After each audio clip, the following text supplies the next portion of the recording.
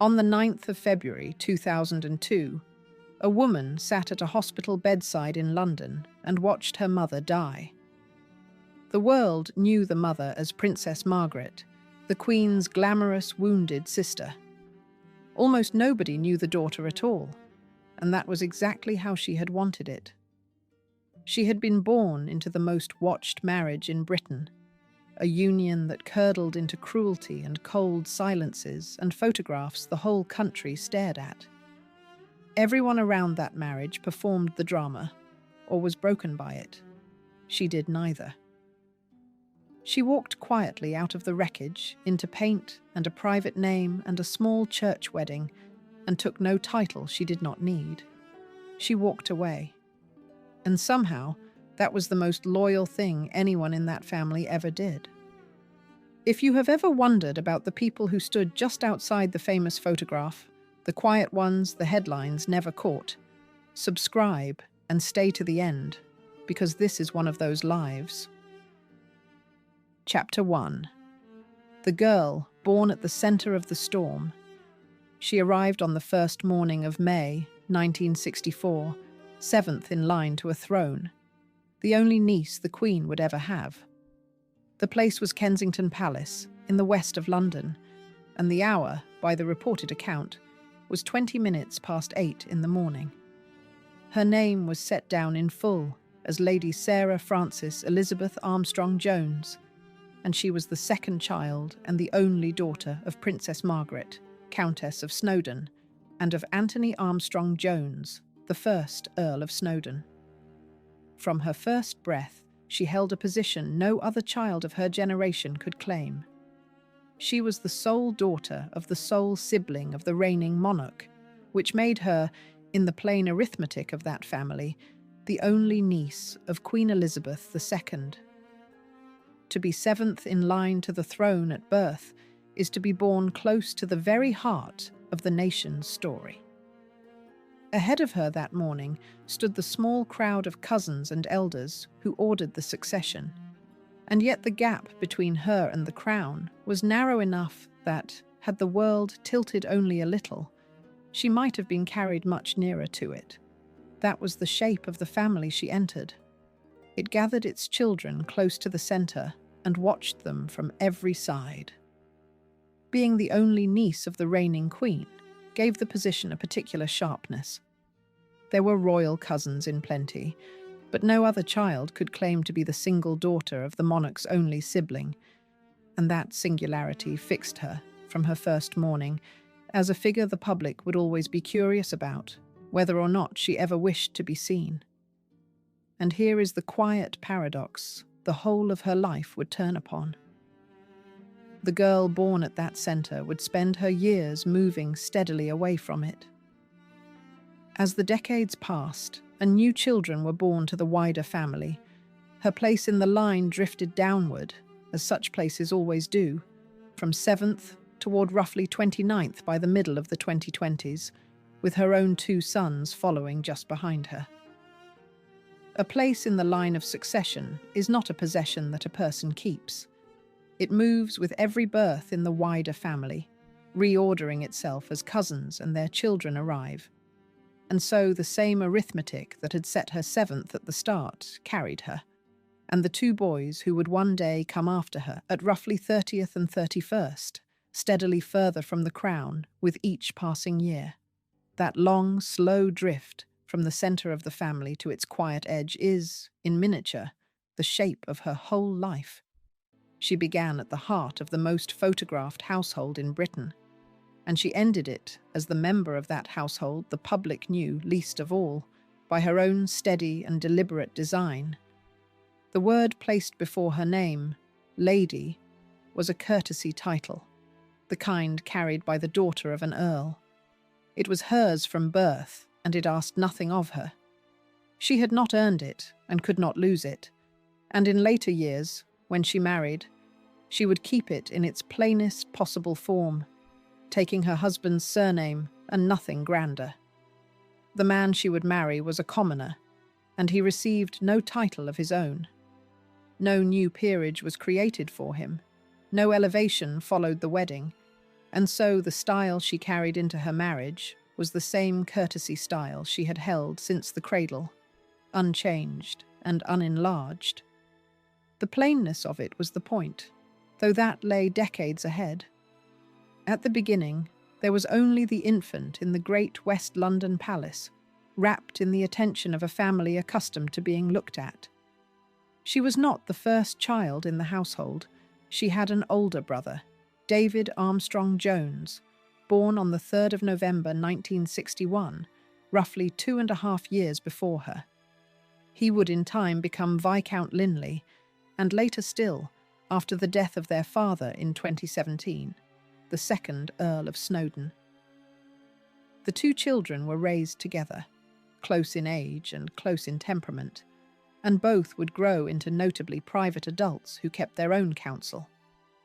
There was no sharp division drawn between them, no favoured child and forgotten one that the record can honestly support. They were, simply, a brother and a sister, brought up side by side inside an extraordinary marriage, and both of them, in the end, chose the same quiet.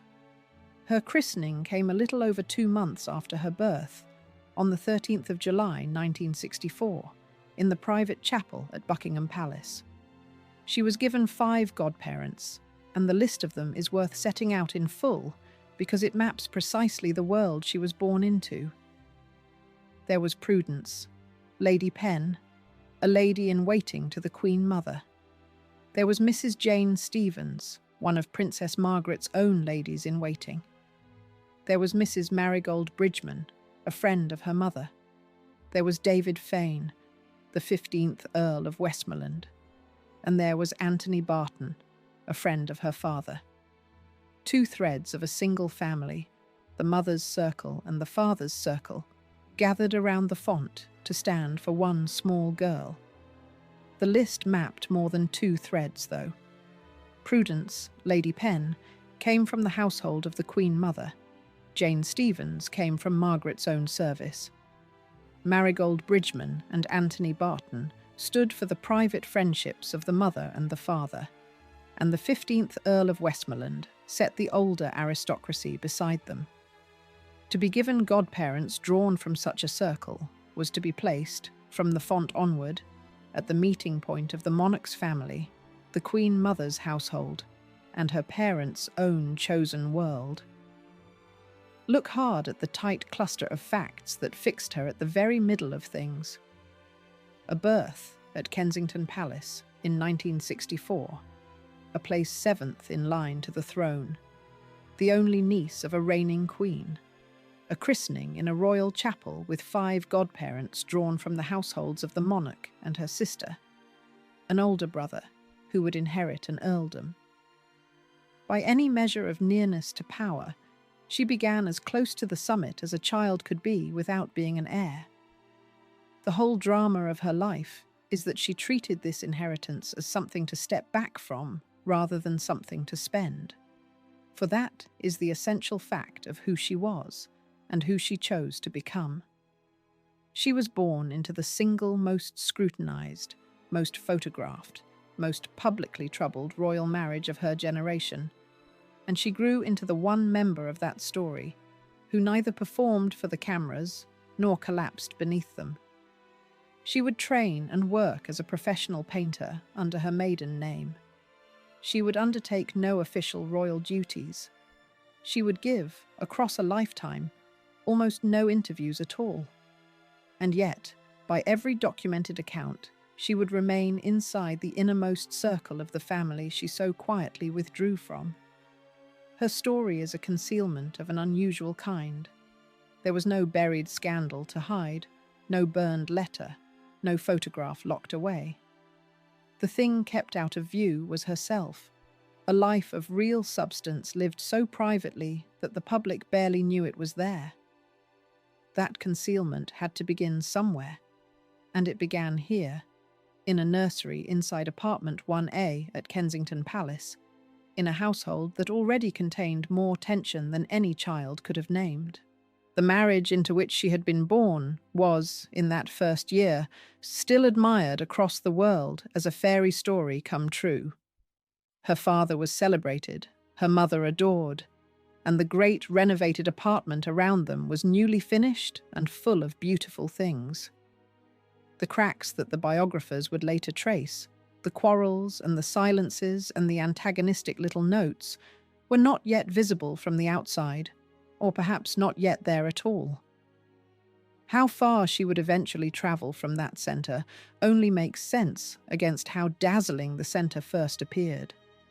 And it appeared most dazzling of all on a spring day 4 years before her birth, when her mother stood in Westminster Abbey and married a commoner in front of a television audience of 300 million.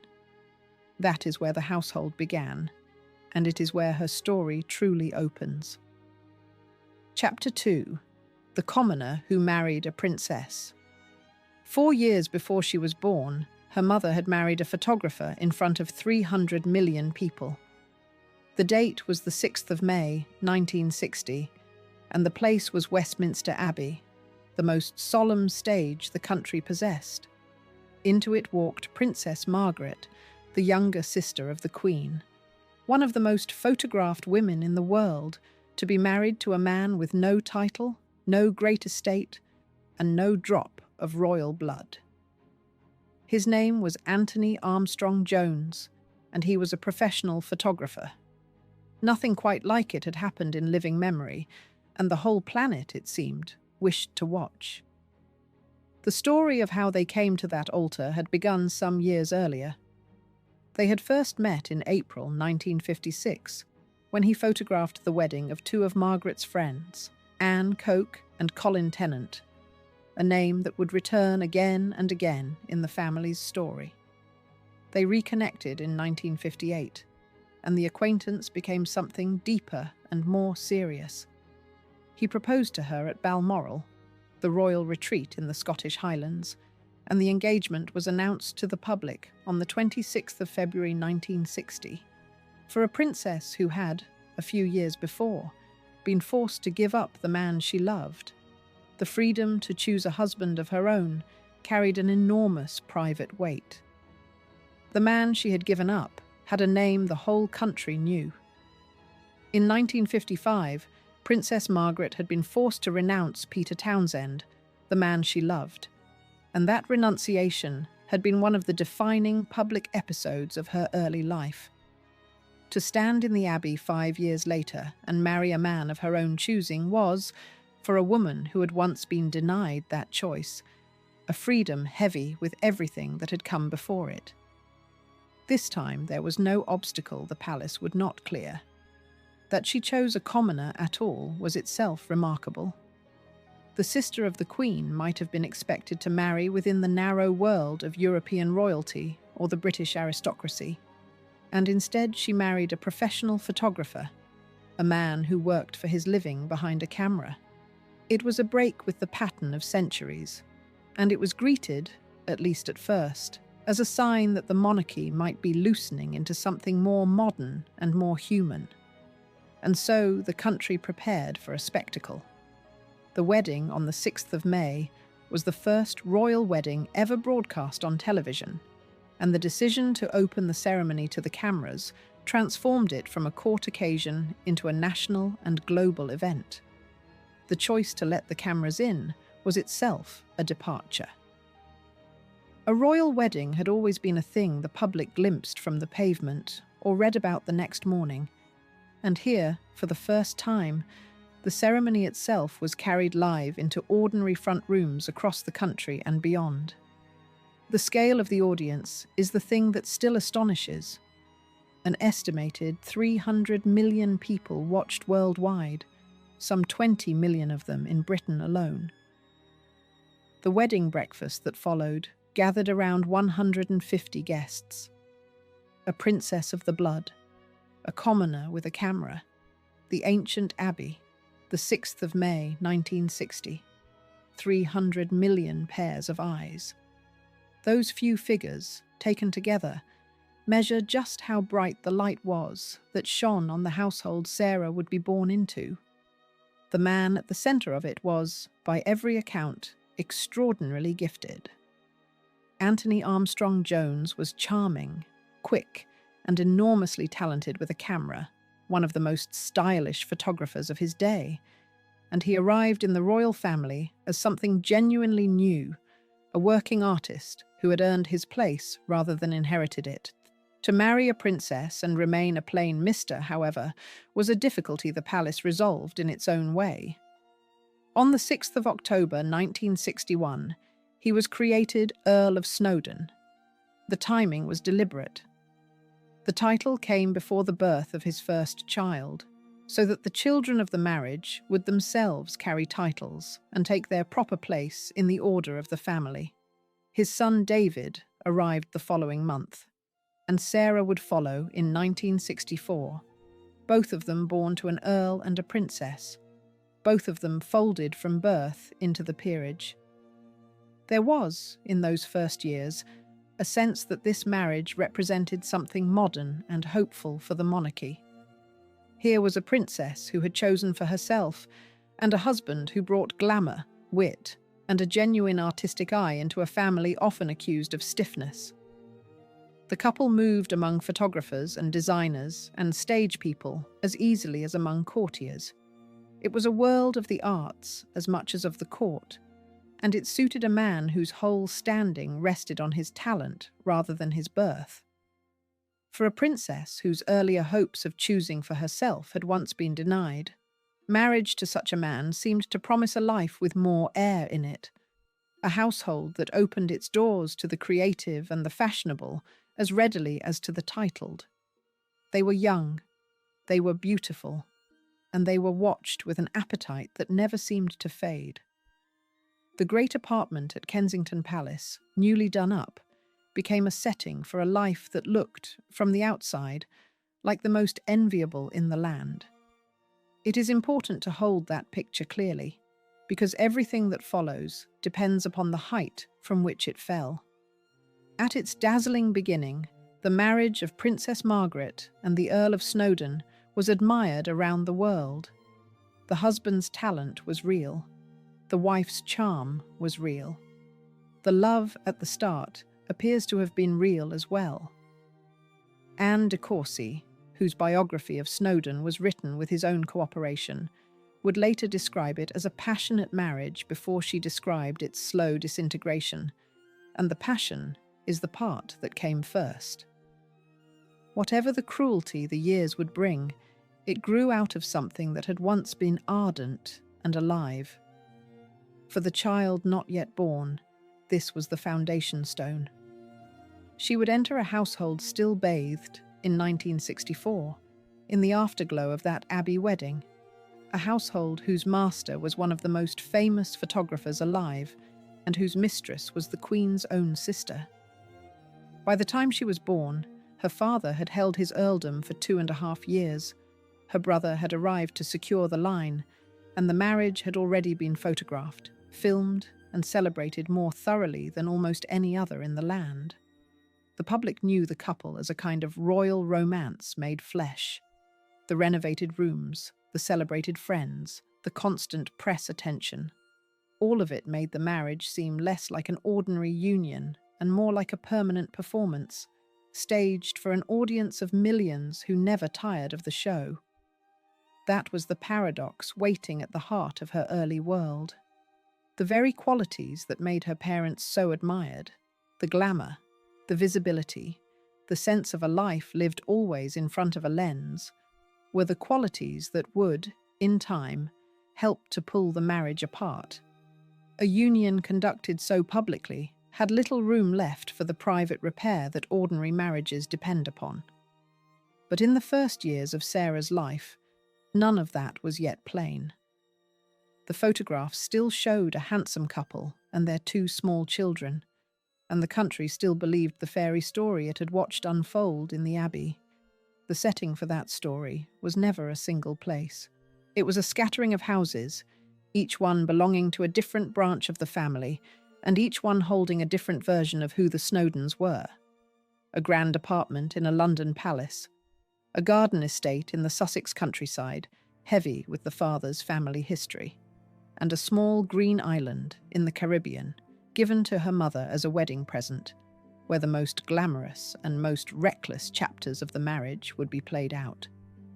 To know the child, one has to walk through those houses and through the people who filled them. That is where the childhood truly lived. Chapter 3. The houses that held her childhood. Her childhood had 3 addresses, and each one hid a different version of her family. There was a palace in London, a country house in Sussex, and an island in the Caribbean, and no 2 of them told quite the same story about who the Snowdons were. To know the child, one walks through the rooms, but always by way of the people who filled them, because in this family, no house was ever simply a building. Each was a person made into a place. The first address, and the true home of her early years, was apartment 1A at Kensington Palace. This was Princess Margaret's London residence, a substantial home of more than 20 rooms, and the family had moved into it after a major renovation was completed in 1963, the year before Sarah was born. It was here that she and her brother David were raised. Christopher Warwick, who worked closely with Margaret on her authorised biography, left the most vivid description of what the place felt like from the inside. The best way to describe it, he said, was that it was like walking into an English country house, full of antiques of 18th century quality. This was no cold set of staterooms. It was a warm, crowded, beautiful home, arranged by a woman with a real eye, and it was the everyday world of Sarah's first years, the rooms she learned to walk in, the corridors she knew by heart. The second address carried the father's family in its very stones. It was Neiman's, near Handcross in West Sussex, and in particular the part of the estate known as the Old House. This was Messel country. Snowdon's mother was Anne Messel, Countess of Rosse, and the celebrated garden estate, now in the care of the National Trust, had been the seat of the Messel family. The name matters, because the artistic gifts that ran through Sarah's father ran through the Messels too, and the Sussex garden was one of the places where that inheritance lived. The Messels were a family of artists and makers. From that same line came Oliver Messel, one of the most celebrated stage designers of his age, and Snowdon's own uncle, whose work would surface again on Margaret's Caribbean island in a villa of his design. Neiman's, with its renowned garden and its old house, was the English root of that inheritance, the ground from which the family's eye for beauty had grown. In later years, after her parents separated, the pattern of the children's weekends was shaped around it. They spent their weekends, the record notes, depending on which parent they were with, at either Neiman's or Royal Lodge, the Queen Mother's home at Windsor. The old house itself would come to the market in the 2020s at a price of around $5 million, a measure of the grandeur that had once simply been a place the family went at weekends. The third address is the richest and the most glamorous of all, and it belonged to her mother in a way no other place did. It was the Caribbean island of Mustique, and the villa upon it called Les Jolies Eaux, the Pretty Waters. The island had been bought by Colin Tennant, later the third Baron Glenconner, in 1958, for a reported £45,000, though the figures vary between sources. Around the time of Margaret's marriage in 1960, Tennant gave her a plot of some 10 acres on the island's southern tip as a wedding present. The gift closed a small circle. It was at the wedding of Colin Tennant and Anne Coke, 4 years earlier, that Anthony Armstrong-Jones had first photographed the woman he would marry, and now the same Tennant was handing that couple a corner of his island to mark their own wedding. Margaret called it the only square inch in the world she owned, and she meant it with feeling, for almost nothing else in her life was truly hers alone. Upon that land rose a villa designed by a member of the family's own artistic circle. Oliver Messel, Snowdon's uncle and a celebrated stage designer, drew up Les Jolies Eaux in a theatrical, elegant style, and the main house was completed in 1972. It was a single-story stone villa set on a private peninsula, with 5 bedrooms and room to sleep around 10, a drawing room, 2 guest lodges, a swimming pool, and gardens planted with calla lilies, oleander, hibiscus, and bougainvillea. That a man who built worlds for the theatre should design her one true house gave the place something of the quality of a stage set made real. A single graceful scene arranged on a peninsula above the sea, composed to be looked at as much as to be lived in. Here is the scale of that island world in a single breath. An island bought in 1958 for £45,000. A gift of 10 acres around 1960. A villa finished in 1972, 5 bedrooms, sleeping 10. A property her brother would later sell in 1999 for roughly £2.4 million. Those numbers trace the arc of a place that began as a wedding present and ended as one of the most coveted holiday houses in the Caribbean.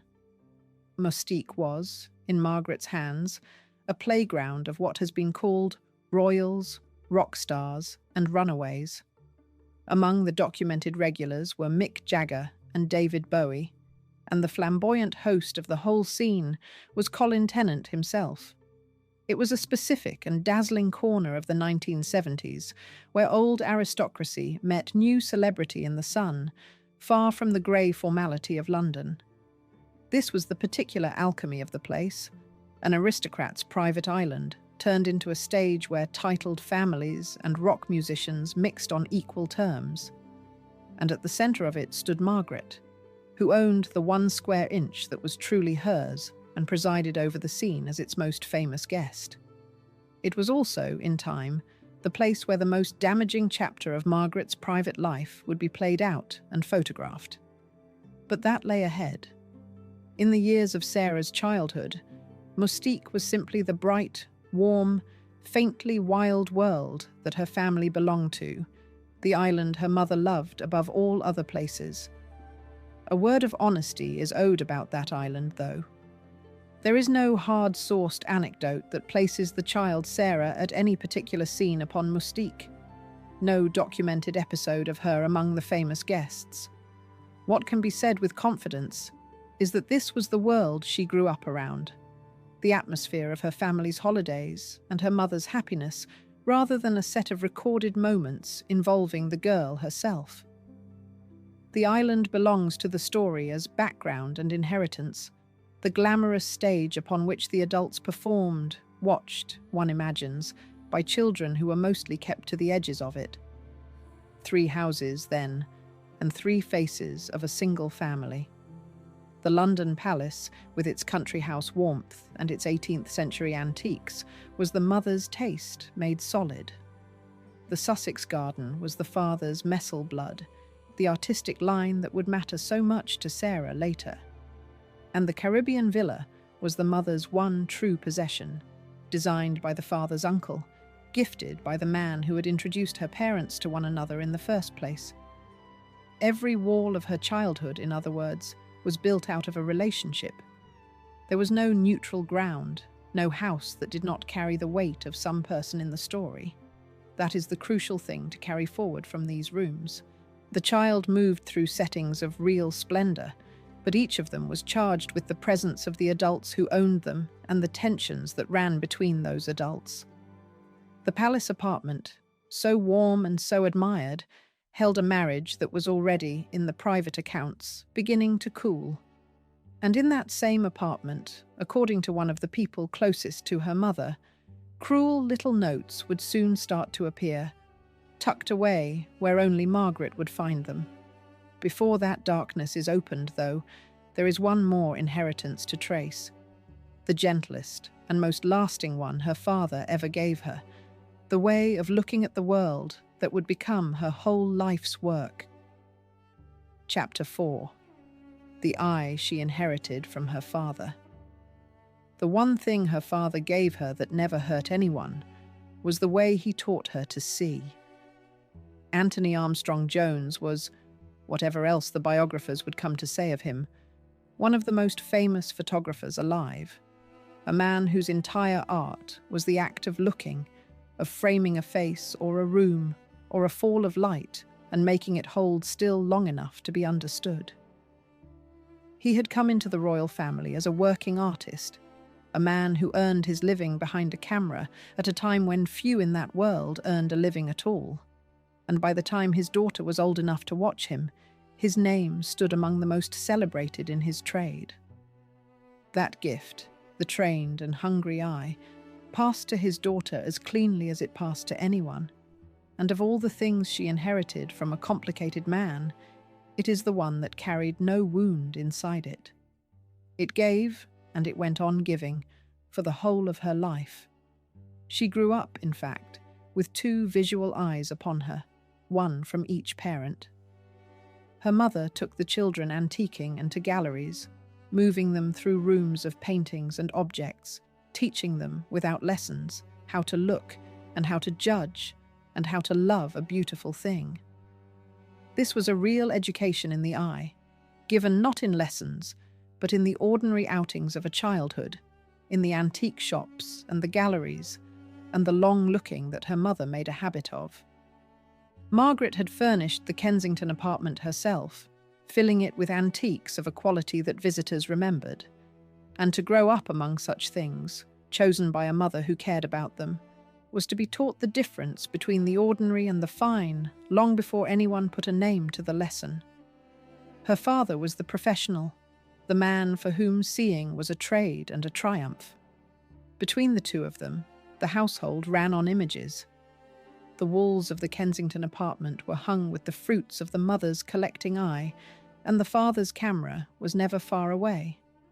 For a watchful, quiet child, this was an education that no school could have supplied, absorbed simply by being present in the rooms where these two people lived. Two ways of seeing, then, sat over her cradle and her nursery. The mother's love of the finished, beautiful thing, and the father's genius for the fleeting, framed moment. And a quiet child took in both without being told she was learning anything at all. It is worth dwelling on how unusual an inheritance this was for a royal child. The children of that family were more often trained toward duty, toward the public role and the official smile. Sarah was being trained, almost by accident, toward art. It is a strange thing to say of a granddaughter of a king, but the pull of her upbringing ran away from the throne and toward the studio. Where another child in her place might have been pointed at the duties of the family firm, she was being drawn, day by day, into the world of pictures, and the drawing was the more powerful for being unplanned. The galleries with her mother, the constant presence of her father's work, the beautiful objects of the apartment, all of it pointed her not toward the platform and the ribbon cutting, but toward the canvas and the drawing board. The early signs of the painter she would become were there already in a childhood spent among pictures and the making of them. Those signs hardened into a direction as she grew. When the time came for the qualifications that shape a young life in Britain, she left her school, in the end, with a single A level, and that single subject was art. In a family where so much was expected and so much was measured by public performance, here was a young woman who narrowed her whole formal education down to a single subject, the making and understanding of pictures. The choice was of a piece with everything the household had quietly taught her.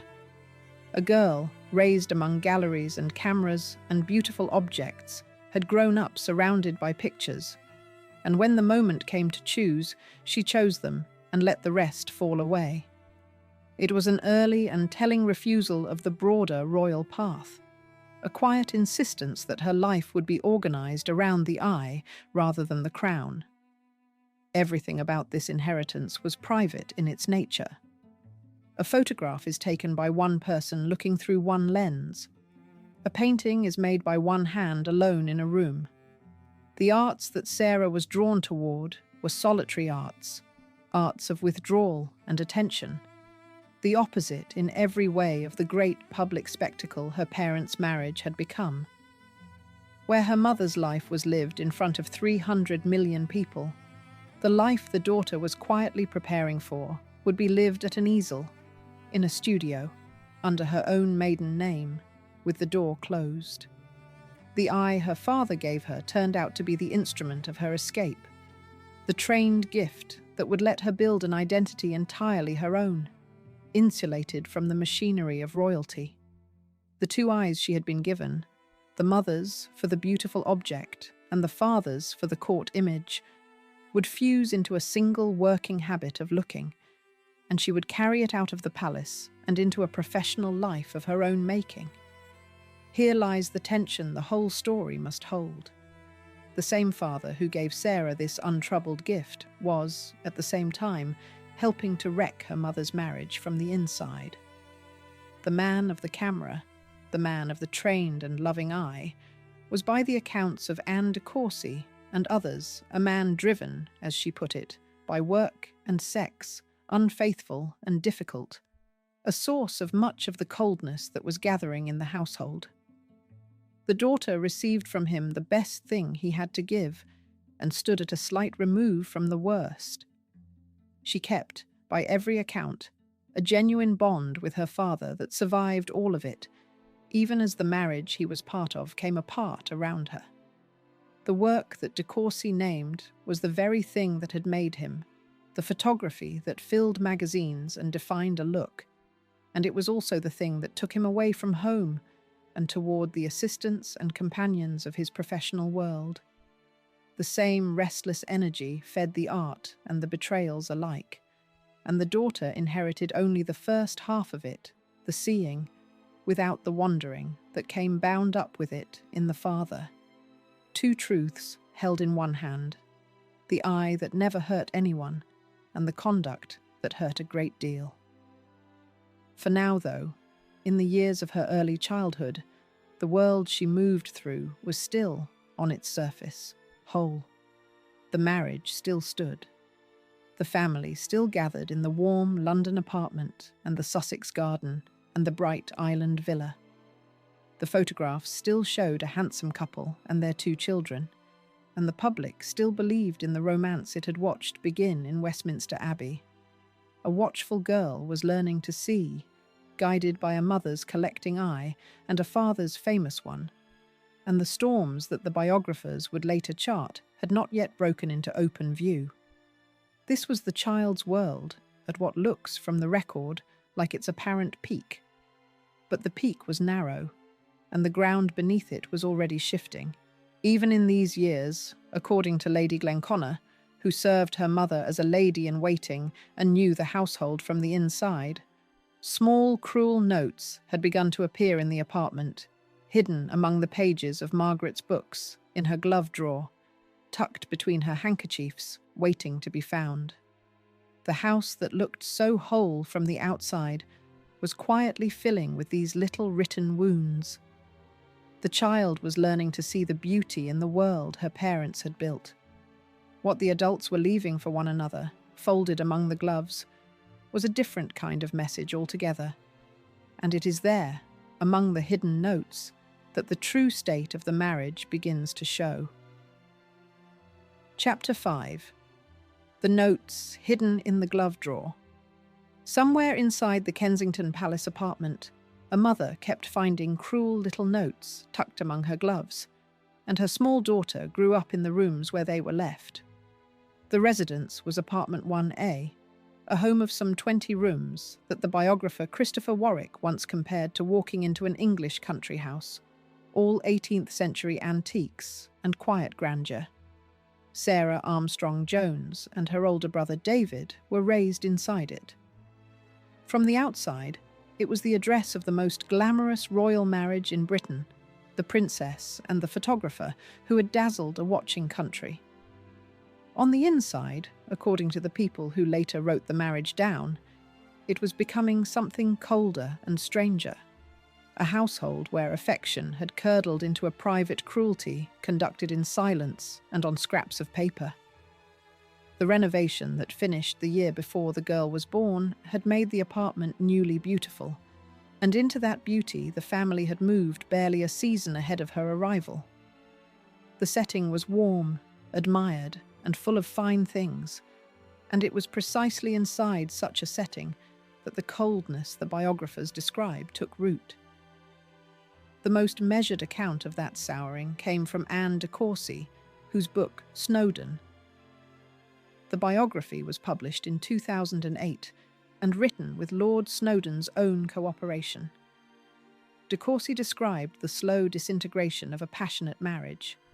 She wrote of a union blighted by drink, infidelities, quarrels, lies and betrayals, some, but not all of them, Snowdon's.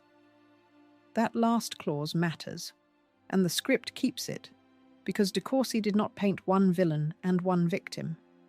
She painted two people wounding each other by degrees, and she reached for a blunt summary of the man at the centre of it, a talent driven, in her phrase, by work and sex. The passion that had made the marriage so vivid at the start was, on her telling, the same heat that burned it down. The cooperation is worth weighing, because de Courcy wrote with Snowdon's own help and still declined to spare him. A biography built with its subject's assistance might have been expected to soften the man, and instead it set down the drink and the betrayals in plain order and let the harshest verdict stand. What she would not do was pretend the fault ran only one way. The passion she placed at the beginning of the marriage and the disintegration she traced out of it were, on her account, the joint work of a husband and a wife, and not the crime of one against the other. Craig Brown, in his portrait of Princess Margaret published in 2017, recorded one of the marriage's most notorious artifacts. By his account, Snowdon left his wife a list, headed with the reasons that he hated her. The exact number in that heading is one of the small uncertainties that follow this story around. Some tellings render it as 24 reasons, others as 20. And the honest thing is to hedge it rather than fix it, because it survives as biographer reported detail and not as a document anyone can hold up to the light. Brown also passed on Margaret's reported reply that she could not think of 24 reasons to hate anybody. Whether the retort is exact or polished in the retelling, it captures the register of the war being fought inside those rooms, a war of paper and wounding wit rather than raised voices. It is a detail that has hardened into legend precisely because it is so exact: a heading, a numbered grievance, a wife's dry refusal to grant it. Brown set it among the many glimpses he assembled of a woman who met even cruelty with a certain style, and the answer, real or burnished in the retelling, has outlived the list it answered. The image that gives this chapter its name comes from Lady Glenconnor, Margaret's friend and lady-in-waiting, whose memoir Lady-in-Waiting appeared in 2019. Glenconnor described how Snowdon would hide cutting notes for his wife to find, slipped inside her books, left in her glove drawer, folded among her handkerchiefs. The cruelty of it lay in the design. These were not messages flung in anger in front of witnesses. They were planted in the most ordinary and intimate corners of a woman's day, in the drawer she opened to dress, in the book she reached for at night, so that an insult waited inside every small private ritual. Glenconnor had stood close to Margaret for years in her service, and she set the detail down without embroidery, as one more thing she had watched at close range. A child living in that apartment would have known nothing of the words on those papers. She would only have known a mother who kept finding them. Philip Hoare, writing Snowdon's obituary after his death, reached for the same domestic register. He described a marriage that had sunk, near the end, to the level of exchanged grunts when the two of them passed one another in the hallway. He recorded the antagonistic notes as part of the household's furniture. That phrase, grunts in the hallway, is perhaps the most quietly devastating thing anyone wrote about the marriage, because it is so far from spectacle. It is not the language of scandal. It is the language of two people who had run out of even the will to argue, moving past each other in a corridor that their children also walked. Hoare's obituary carried one further line that has to be handled with care. He reported that Snowdon once told Margaret she looked like a Jewish manicurist. The line has since been dramatised on screen in the television series The Crown, which added inventions of its own, including a jibe about a cheap pantomime dame that belongs to the drama and not to the record. The manicurist remark is biographer reported, an account passed down through those who wrote the marriage, and the script attributes it exactly that way. It is offered here as the kind of thing the people closest to the marriage believed had been said, and not as a verbatim transcript of something certainly spoken on a certain day. That distinction between a documented quotation and a reported one is the whole discipline of telling this story fairly. What unites these four accounts across four different writers is the quality of concealment. The insults were not shouted where the household staff or the children might overhear them. They were written down and hidden, folded into books and drawers, exchanged as grunts in a corridor, kept back from the audience of millions who still believed in the romance. A marriage that had begun as the most public thing in Britain conducted its ending as the most secret thing in the house, and only a handful of people, the biographers among them, would ever learn how far the private temperature had fallen. Set the private cruelty against the public record, and the gap is startling. Margaret and Anthony Armstrong-Jones had married at Westminster Abbey on the 6th of May 1960, in the first royal wedding ever broadcast on television, watched by an estimated 300 million people around the world, some 20 million of them in Britain. He was created Earl of Snowdon on the 6th of October 1961, the timing arranged so that the children to come would carry titles. David was born on the 3rd of November that same year. Sarah followed on the 1st of May 1964. 2 children, 1 apartment of some 20 rooms, and a marriage that the whole of that 300 million strong audience had been invited to admire. The disintegration ran underneath the glamour, unbroadcast. What the documented record refuses to give is the inside of the children's experience of it, and the script refuses to invent it. There is no reliable account of what Sarah saw, or understood, or felt in the years the notes were being hidden. She has never described it, then or since.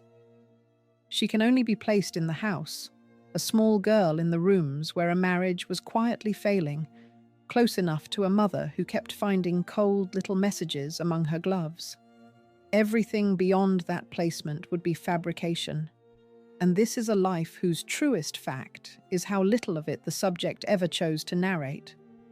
So the picture at the end of the chapter is one of 2 temperatures in a single home.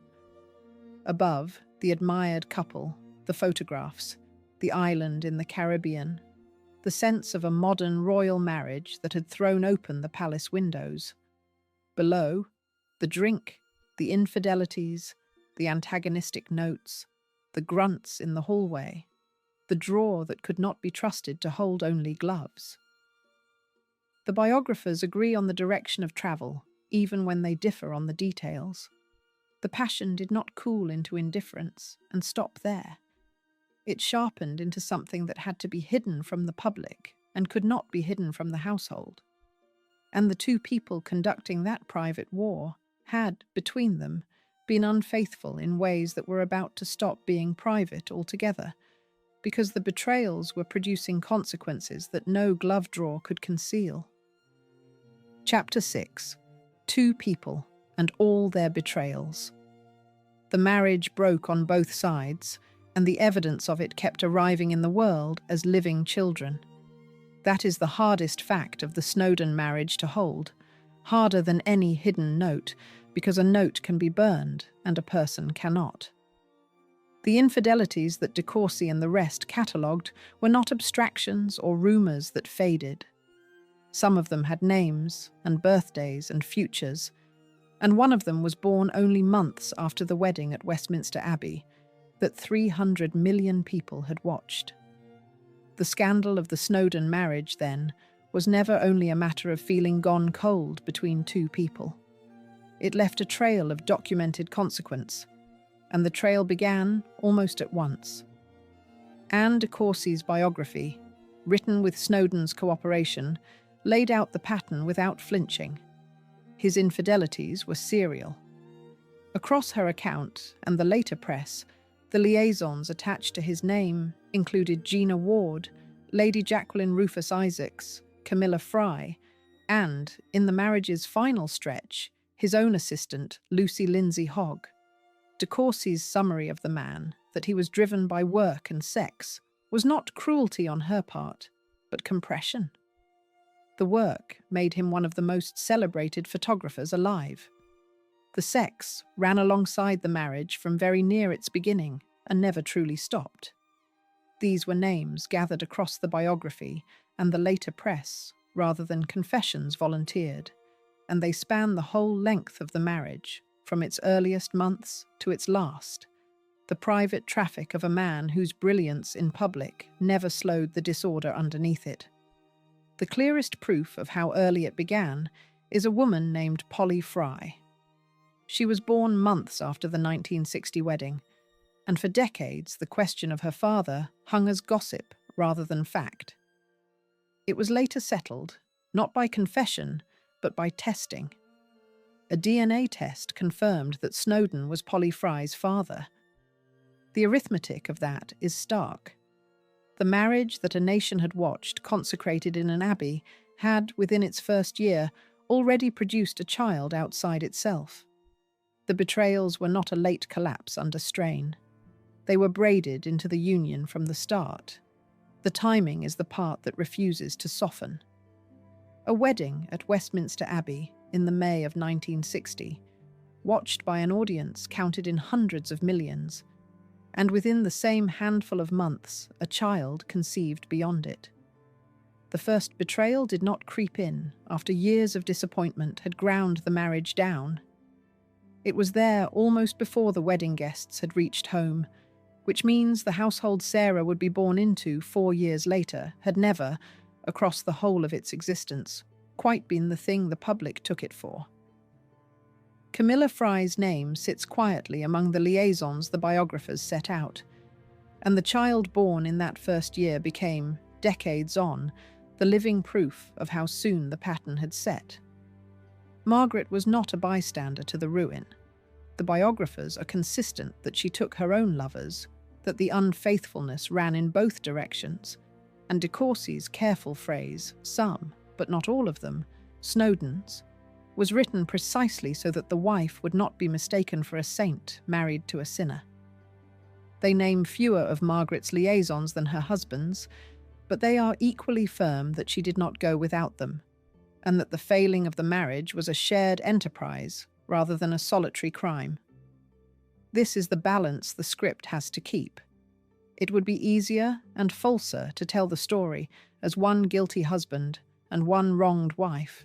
The truer and colder version is two people, each wounding and wounded, each seeking elsewhere what the marriage had stopped providing, and each aware of what the other was doing. The mutual quality of it is what made the household so poisonous.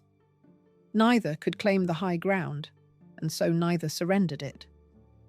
Around the wreckage moved two children who had not chosen any of it.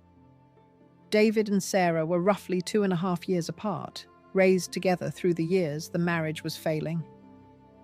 After the eventual separation, their weekends were divided by geography, the children spending them, depending on which parent had them, at either the Messel family retreat of Nymans in West Sussex or at Royal Lodge, the Queen Mother's home at Windsor.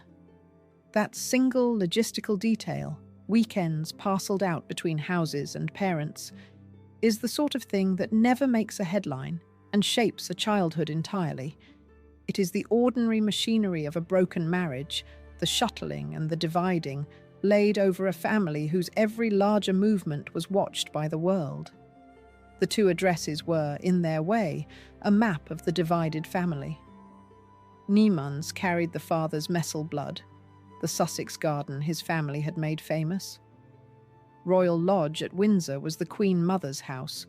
The mother's side of the family turned into a place. A weekend belonged to one parent or the other, and with the parent came a house, and with the house, a whole half of a family that no longer held together. The children were the only figures who passed freely between the two, carried back and forth across a line their parents no longer crossed. The cost carried by the children cannot be quantified from the record, and the script does not pretend otherwise. What can be stated is the environment, and the environment was one in which the abnormal had become routine.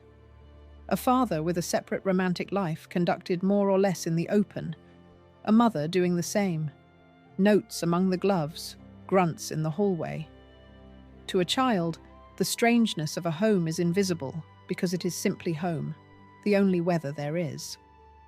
The peculiar tragedy of Sarah's and David's early years is that the dysfunction around them was not dramatic in the daily sense. It was atmospheric. It was the normal that they were handed. That the chaos would outlive the marriage itself is worth marking here, because it says something about the father the children nonetheless stayed close to. When the marriage finally ended, Snowdon married Lucy Lindsay Hogg, the assistant named among his liaisons, in December of 1978. Their daughter, Frances, was born in July of 1979. Later still, that second marriage would end amid the revelation that he had fathered yet another child, a son named Jasper, born in 1998, with a magazine editor. The magazine was Country Life, and the marriage came apart around the turn of the millennium under the weight of what it exposed. The pattern that had produced Polly Fry, months after the first wedding, was not a phase of one troubled marriage. It was the shape of the man across his whole life, and Sarah grew up inside its first and most public chapter. Consider the scale of it in plain figures: a wedding watched by an estimated 300 million people in 1960, an illegitimate daughter, Polly Fry, born within months of it, a father who would go on to have a further son outside marriage, Jasper, in 1998, and a daughter, Frances, born within his second marriage in 1979. 2 children of the marriage itself, David, born in 1961, and Sarah in 1964. Count them together, and the marriage that a nation admired resolves, on the page, into a scatter of children across a scatter of relationships, only 2 of whom were born inside the union everyone had celebrated. And yet the record is equally clear on a fact that complicates any simple condemnation. Both children stayed close to their father.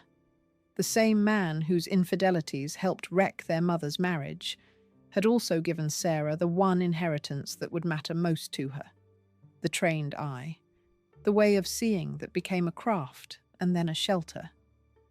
The bond survived the divorce on both sides.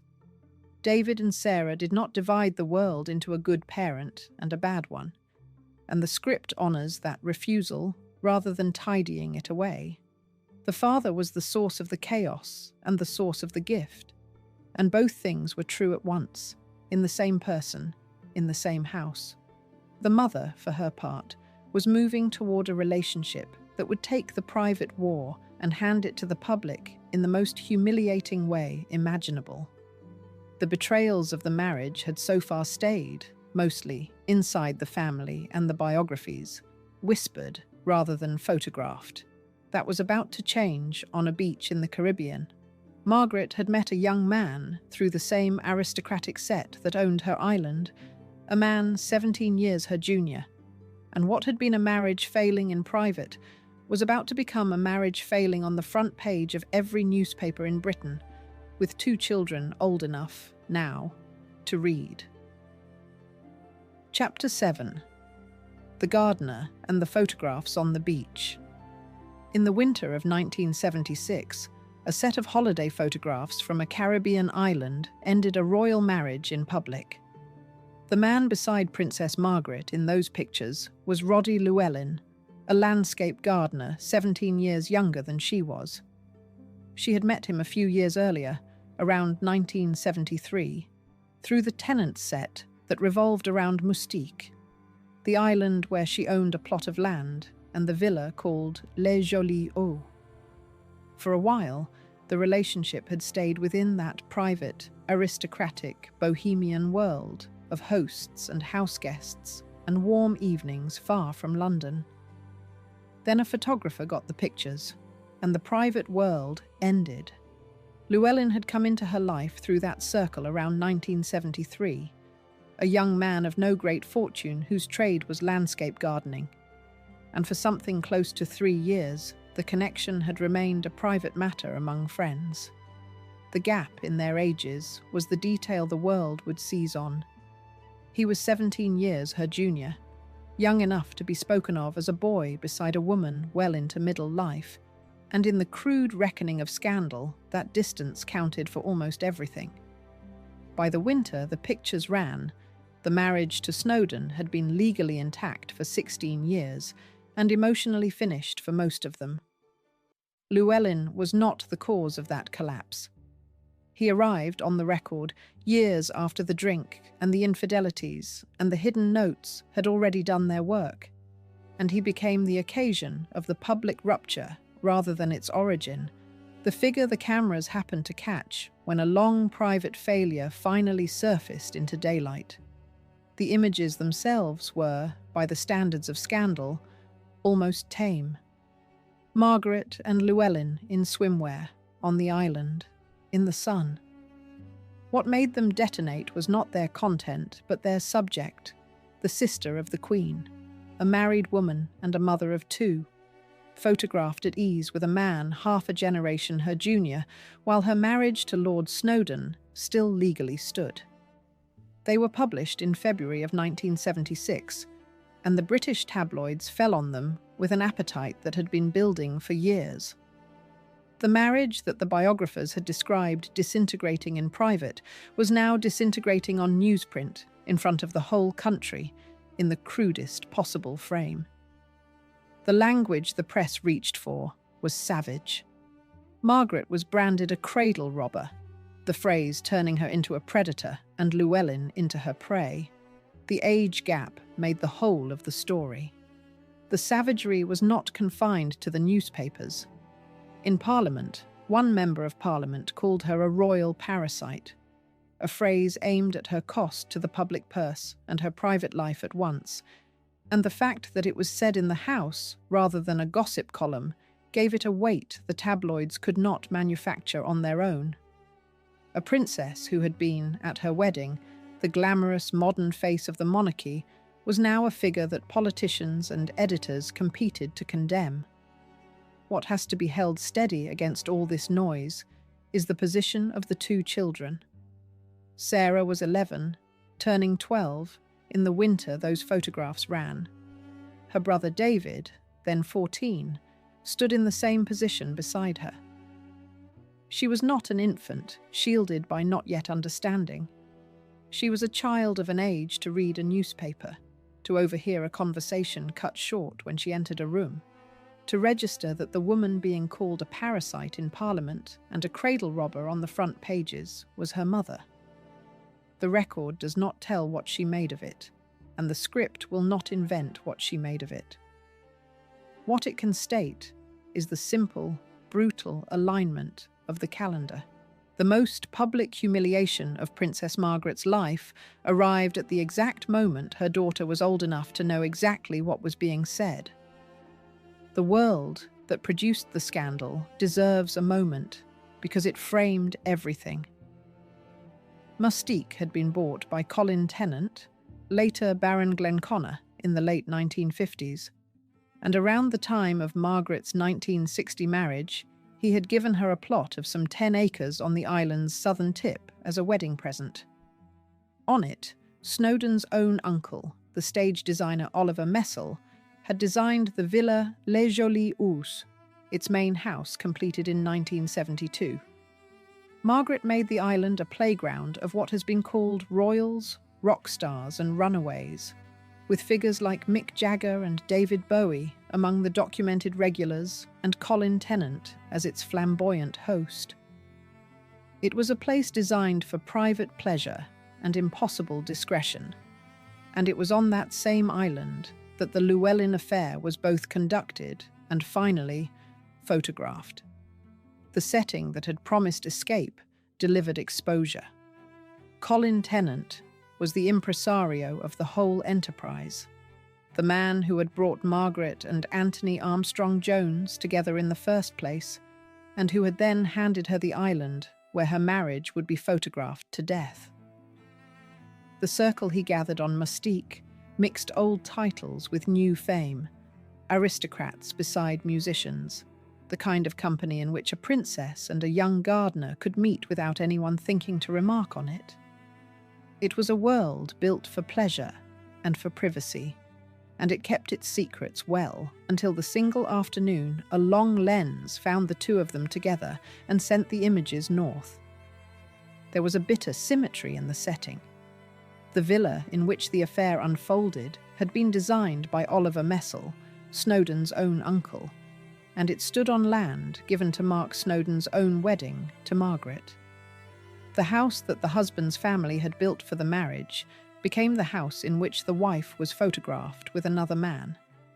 The island meant to be the marriage's private paradise delivered its most public wound, and it did so on the very ground that had once been offered as a celebration of the union now ending.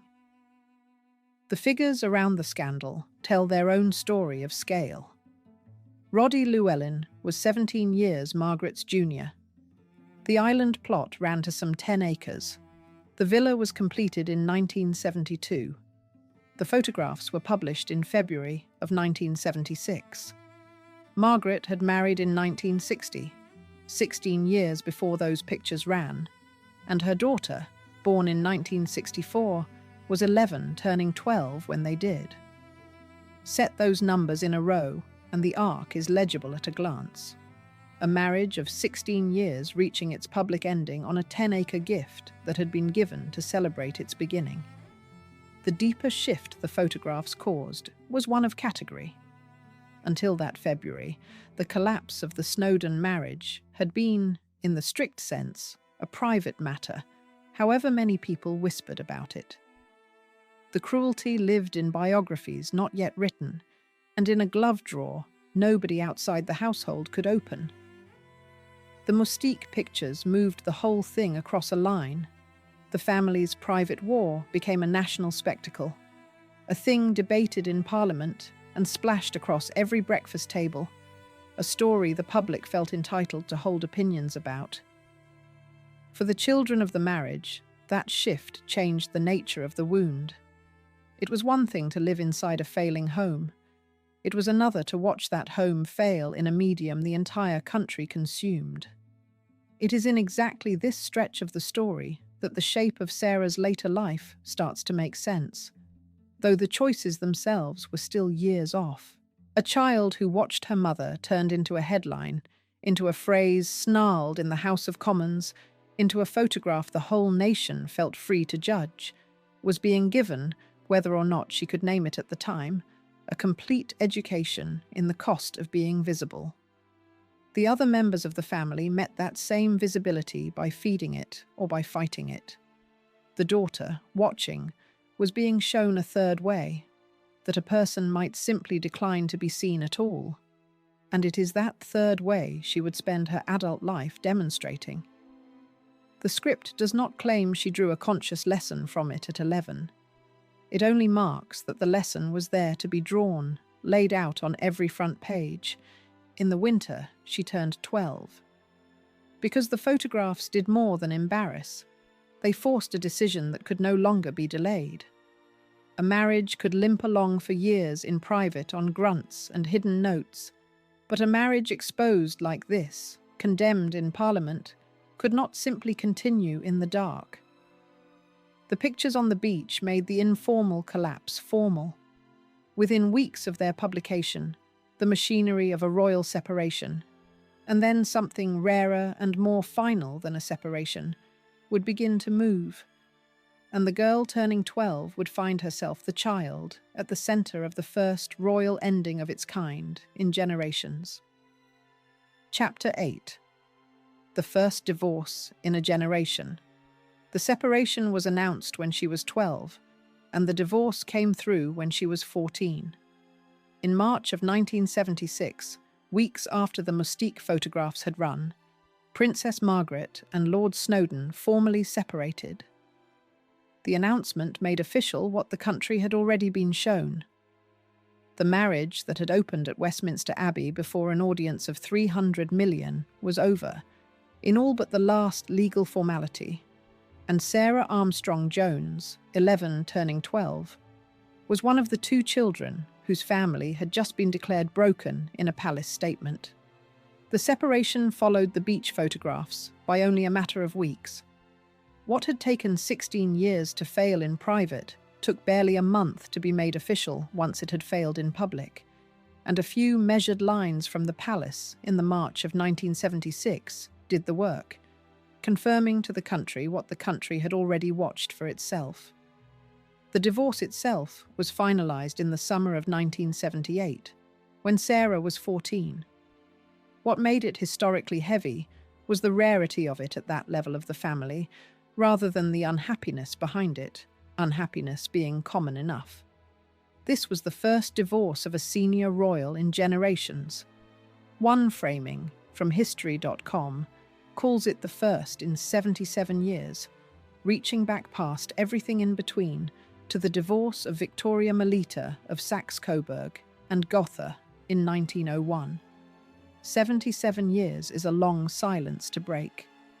Victoria Melita had divorced in 1901, and in the 77 years that separated her from Margaret, no member of the monarchy's inner circle had done the same. It meant that no one in living memory had watched a member of that circle do this, that there was no recent script for it, and that Margaret was, once again, the family member sent out first into territory the institution feared. There was no settled way to do this.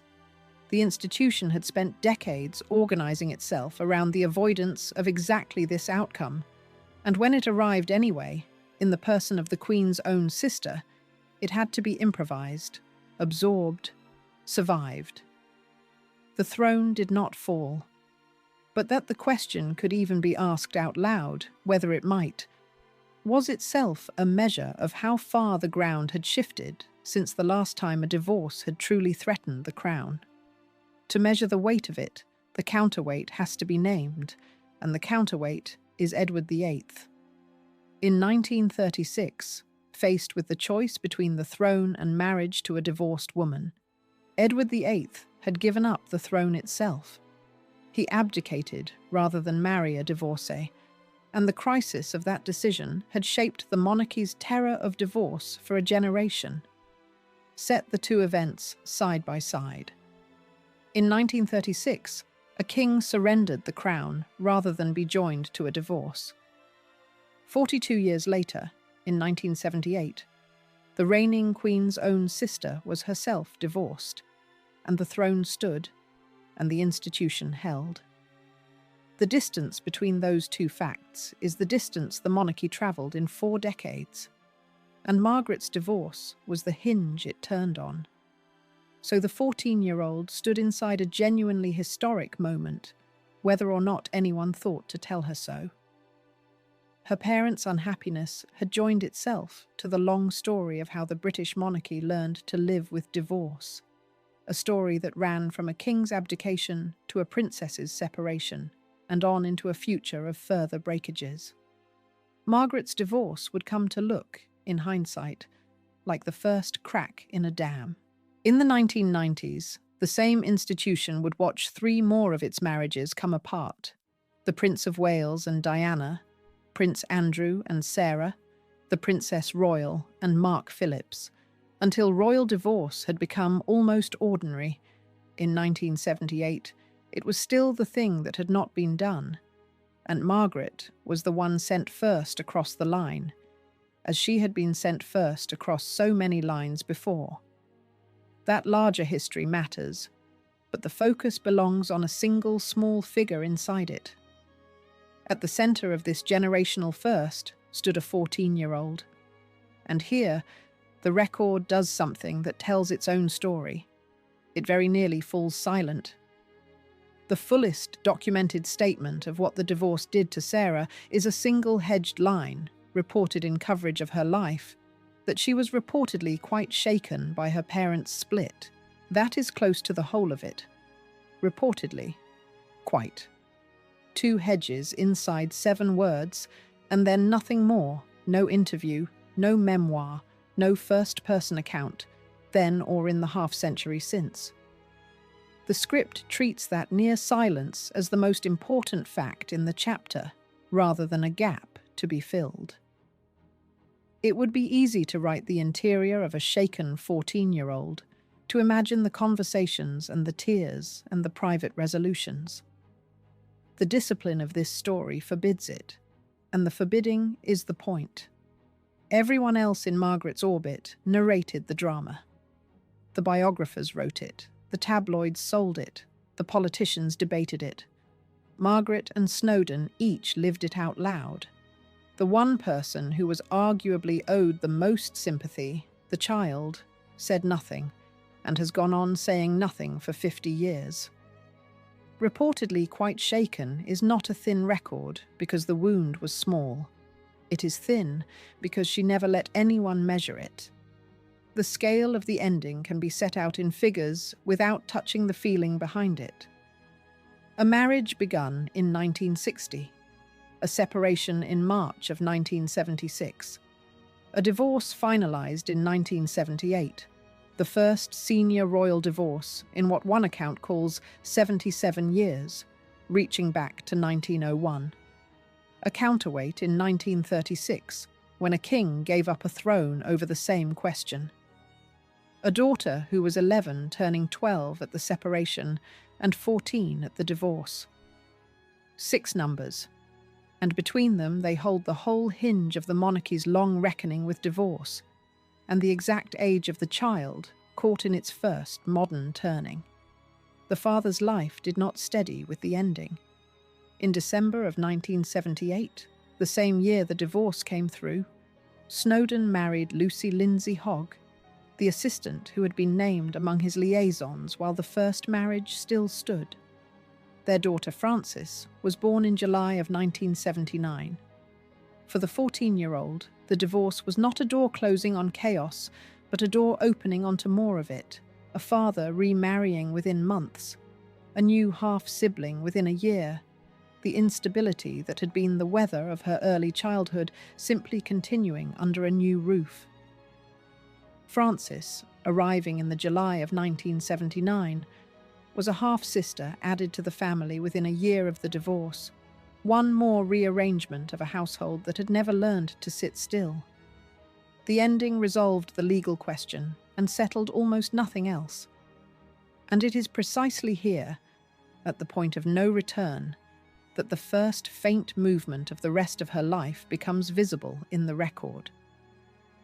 The girl born 7th in line, born at the very centre of the most watched family in Britain, had now watched that centre do the most publicly damaging thing it could do, twice over, in the photographs and then in the divorce. She had seen what visibility cost her mother. She had watched a woman of real charm and appetite reduced by the very cameras that had once adored her to a punchline and a warning. She had seen the cradle robber headlines and the royal parasite line in Parliament and the 77-year silence broken over her own family. She began, quietly, without announcement, to step back. She walked away. Not from the family, and that distinction is the whole of what follows in her story. She never renounced them, never sold a word about them, never turned the wreckage into a career the way so many around her had. The biographers, the memoirists, the lovers, and the hangers-on would all, in their time, make books and headlines out of Princess Margaret. Her daughter alone took the vow of the studio instead, and kept it.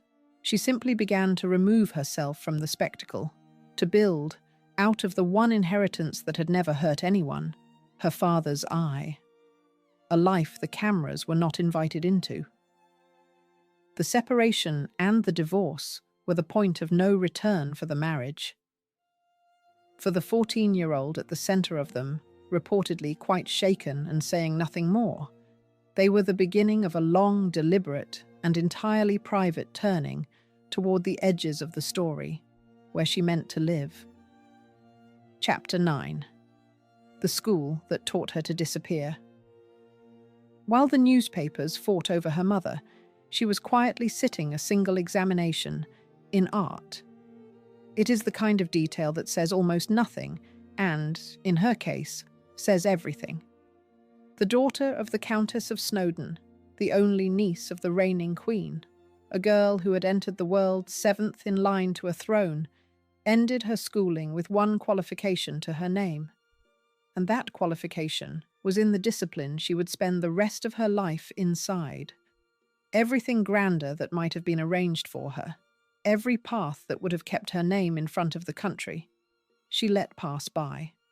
The school was Bedales, a progressive arts school, and the choice of it was itself a kind of statement, made on her behalf and then made her own.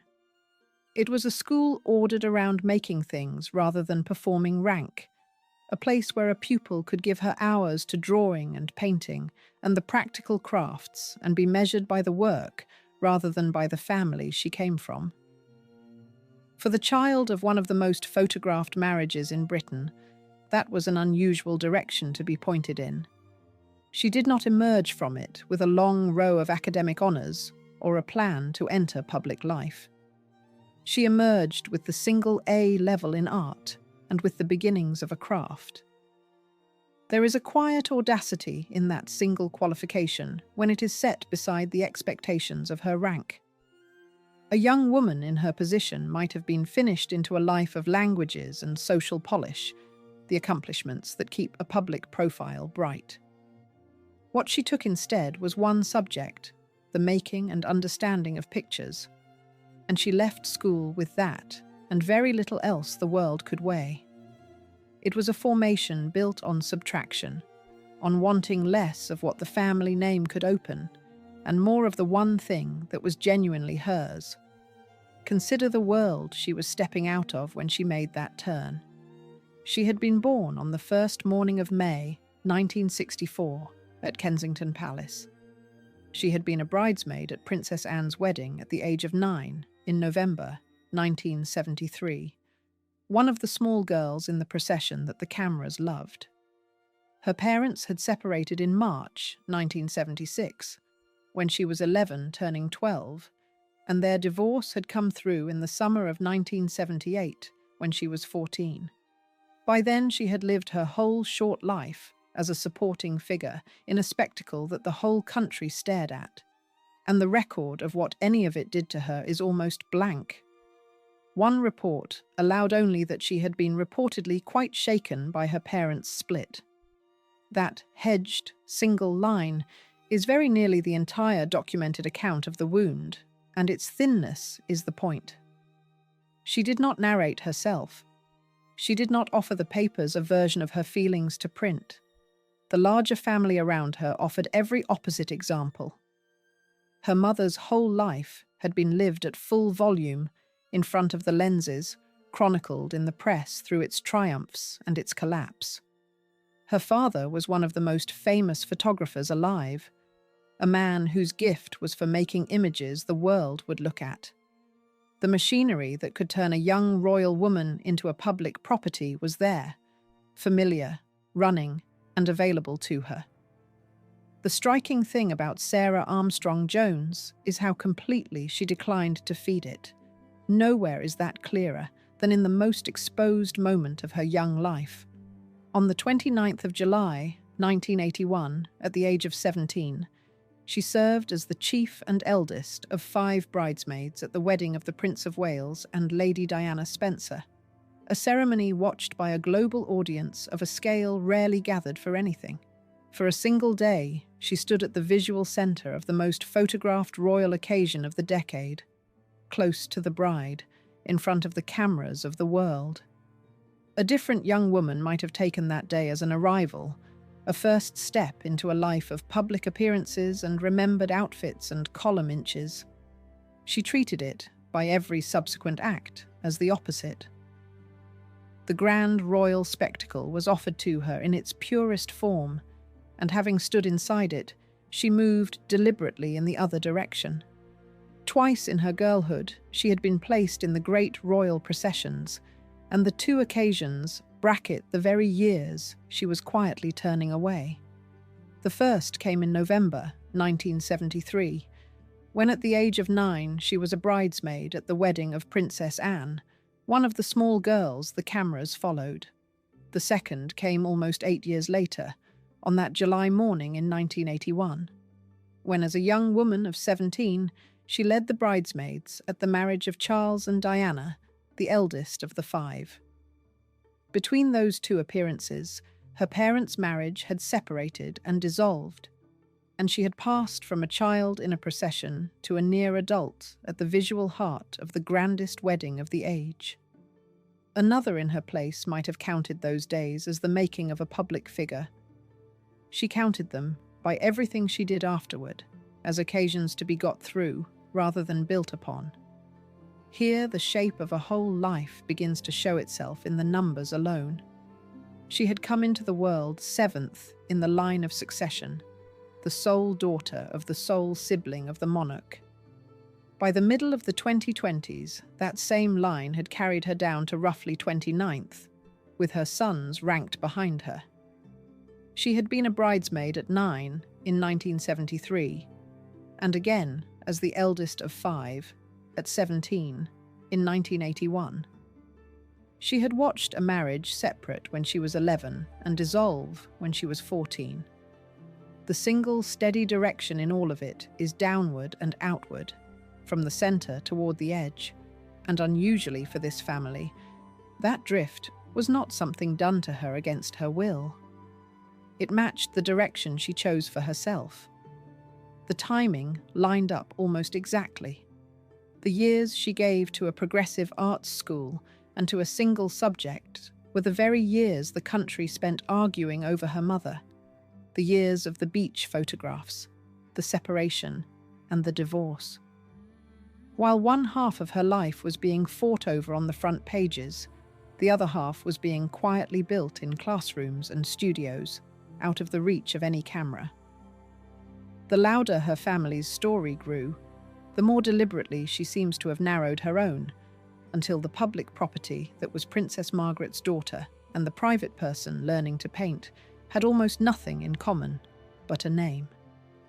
The choice of Bedales and the single art qualification were the first practical expression of that direction. They set her, at the very moment her mother's marriage was being fought over in headlines, on a track that led away from the throne room and toward the studio. There would be no finishing into a life of official duties, no early marriage arranged to keep a royal profile bright, no career built on being Princess Margaret's daughter. There would be training and work, and a name kept for the work rather than the bloodline. It helps to remember how against the current this ran. In the family she was born into, proximity to the crown was the prize everyone competed for, the thing that conferred meaning and attention and importance. Her mother had spent a lifetime measuring herself against a nearness to the throne that promised freedoms and then withdrew them. The ordinary assumption was that a royal woman's story would be told through her weddings, her titles, her appearances, her clothes. The daughter, from the schoolroom onward, was assembling the tools to tell a different kind of story, or rather to tell almost none at all, and to let the paintings speak in her place. None of this was announced.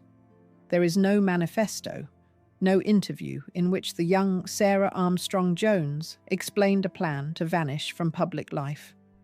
The disappearance was enacted rather than declared, and it was enacted through small, concrete, verifiable choices. A progressive arts school rather than a conventional finishing. One examination in the subject she had chosen, rather than a spread of credentials aimed at a public role. a steady refusal, after the bridesmaid days, to trade on the spectacle she had grown up inside. Each choice was modest on its own. Together, they added up to a course of action as clear as anything her louder relatives ever staged. What that schooling gave her, beyond the qualification, was a discipline she would carry into everything that followed, the discipline of keeping the work and the name and the private hours separate from the family that made her famous before she could speak. Bedales taught her to make things. The wider lesson, absorbed while the country argued over her mother, was that a life could be built out of sight, on its own terms, measured by craft rather than by rank. She left school with the single art qualification, and with that principle already in motion. And the principle now needed somewhere to go. A qualification in art is a beginning that demands a next step, a first real piece of work done far from the palace, earned rather than arranged. That step was waiting for her several thousand miles away, on a film set in India, in a wardrobe department where nobody would think to put her name in the credits. Chapter 10. The Trunk of Costumes in India. Her first real job was folding other people's clothes on a film set 5,000 miles from the palace. It was work with her hands, unglamorous and uncredited, done far from the world that had watched her since birth. And it was hers because she had chosen it rather than because it had been arranged around her rank. In the early 1980s, she travelled to India, where her father had a photographic assignment, and there she took a place in the wardrobe department of a film that was being shot in the heat and dust of the subcontinent. The film was Heat and Dust, made by the Merchant Ivory Partnership and released in 1983, and her contribution to it was the quiet, practical labour of the costume rooms, her name appearing nowhere on the finished picture. The correction matters, because the record has sometimes been muddled, so let it be stated plainly. The film was Heat and Dust. It was not a picture about a missionary or a saint, and no other title belongs in this part of her story. Heat and Dust was the Merchant Ivory production on which she worked, in India, without credit, and it was on that set that she met the man she would eventually marry. The work itself was the unshowy business of the costume rooms, the fitting and folding and mending that keeps a period film clothed and continuous. On a production shot across India in the heat, in the dust that gave the picture its name, the wardrobe department is a place of trunks and rails and long practical hours, and she took her place in it as one more pair of working hands. Nothing about the role announced who she was. Her name was kept off the finished credits, and by the standard of the palace she had come from, the whole undertaking was strikingly humble, a princess's daughter earning her keep in the service departments of a film rather than being served at the centre of an occasion. That she had travelled to India at all was itself a piece of the same pattern.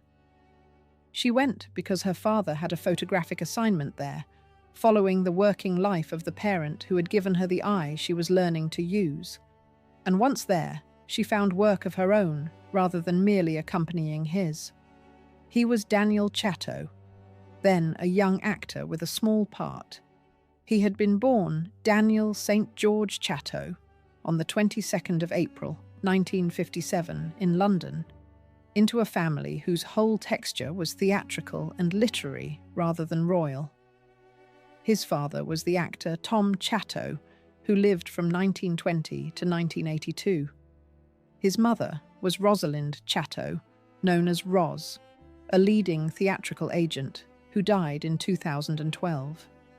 He had read English at Oxford, and he had built a modest acting career that ran from roughly 1980 to 1988, appearing in Quartet in 1981, in the television serial Nancy Astor in 1982, in Heat and Dust in 1983, and in Dickens's Little Dorrit in 1987 and 88, the last of these generally cited as his final screen role.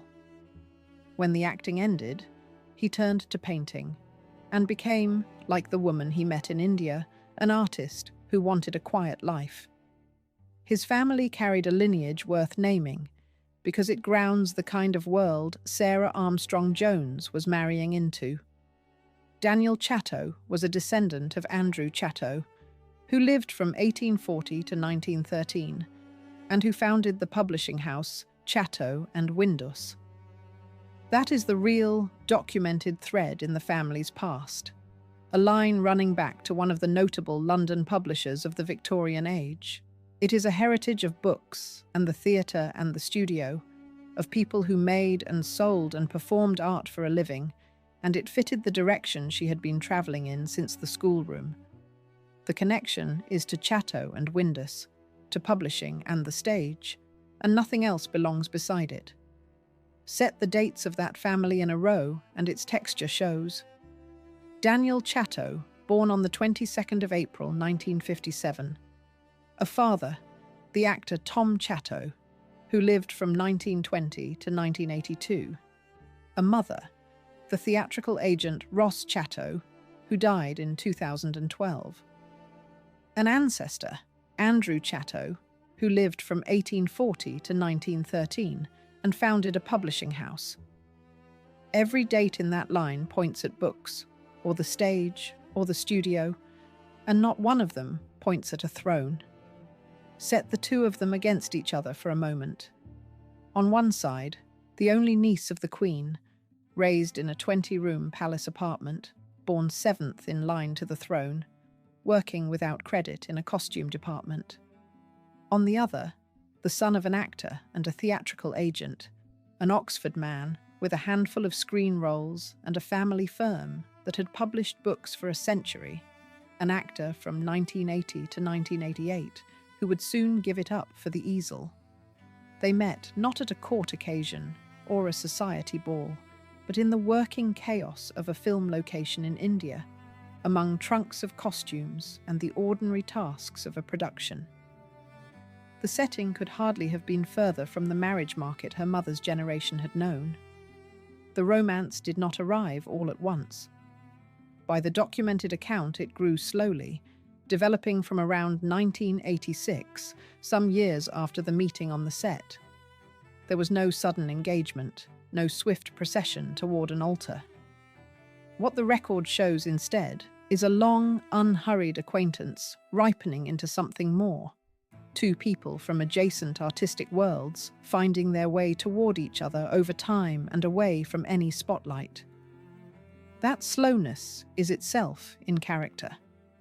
Nothing about the way she conducted her life suggests haste or display, and the courtship matched the temperament, unfolding privately across the second half of the 1980s. Even in these years of building a life of her own, she remained the child kept close to her mother. In May of 1987, some months after the romance with Daniel Chatto had begun to deepen, she accompanied Princess Margaret and her brother David on an official visit to China and Hong Kong.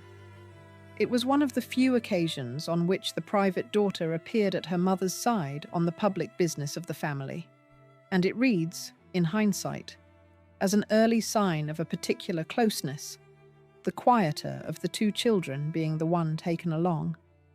The independence she was assembling never came at the cost of that bond. She was moving toward a life of her own and staying close to her mother at the same time. And the two things ran together rather than against each other.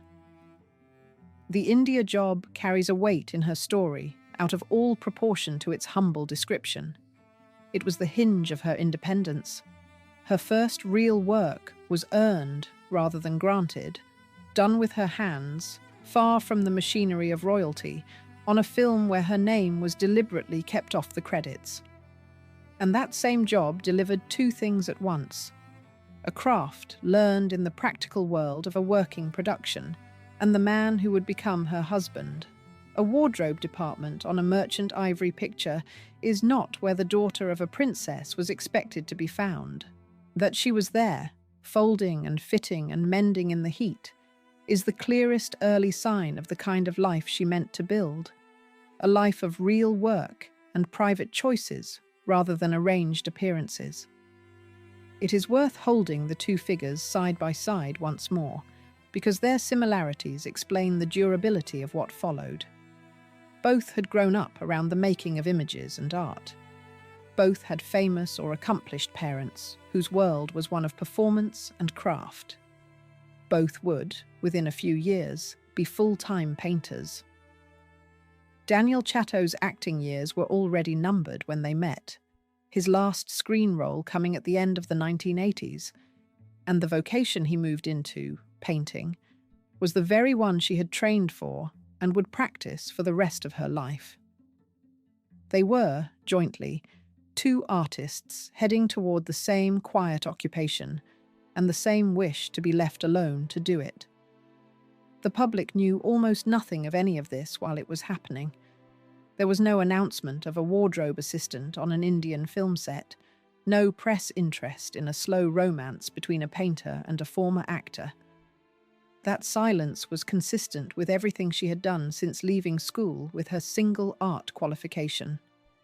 The relationship grew in the same private register in which she did everything else, unremarked, unphotographed, unhurried, kept for herself and the man she had chosen rather than offered up to the country.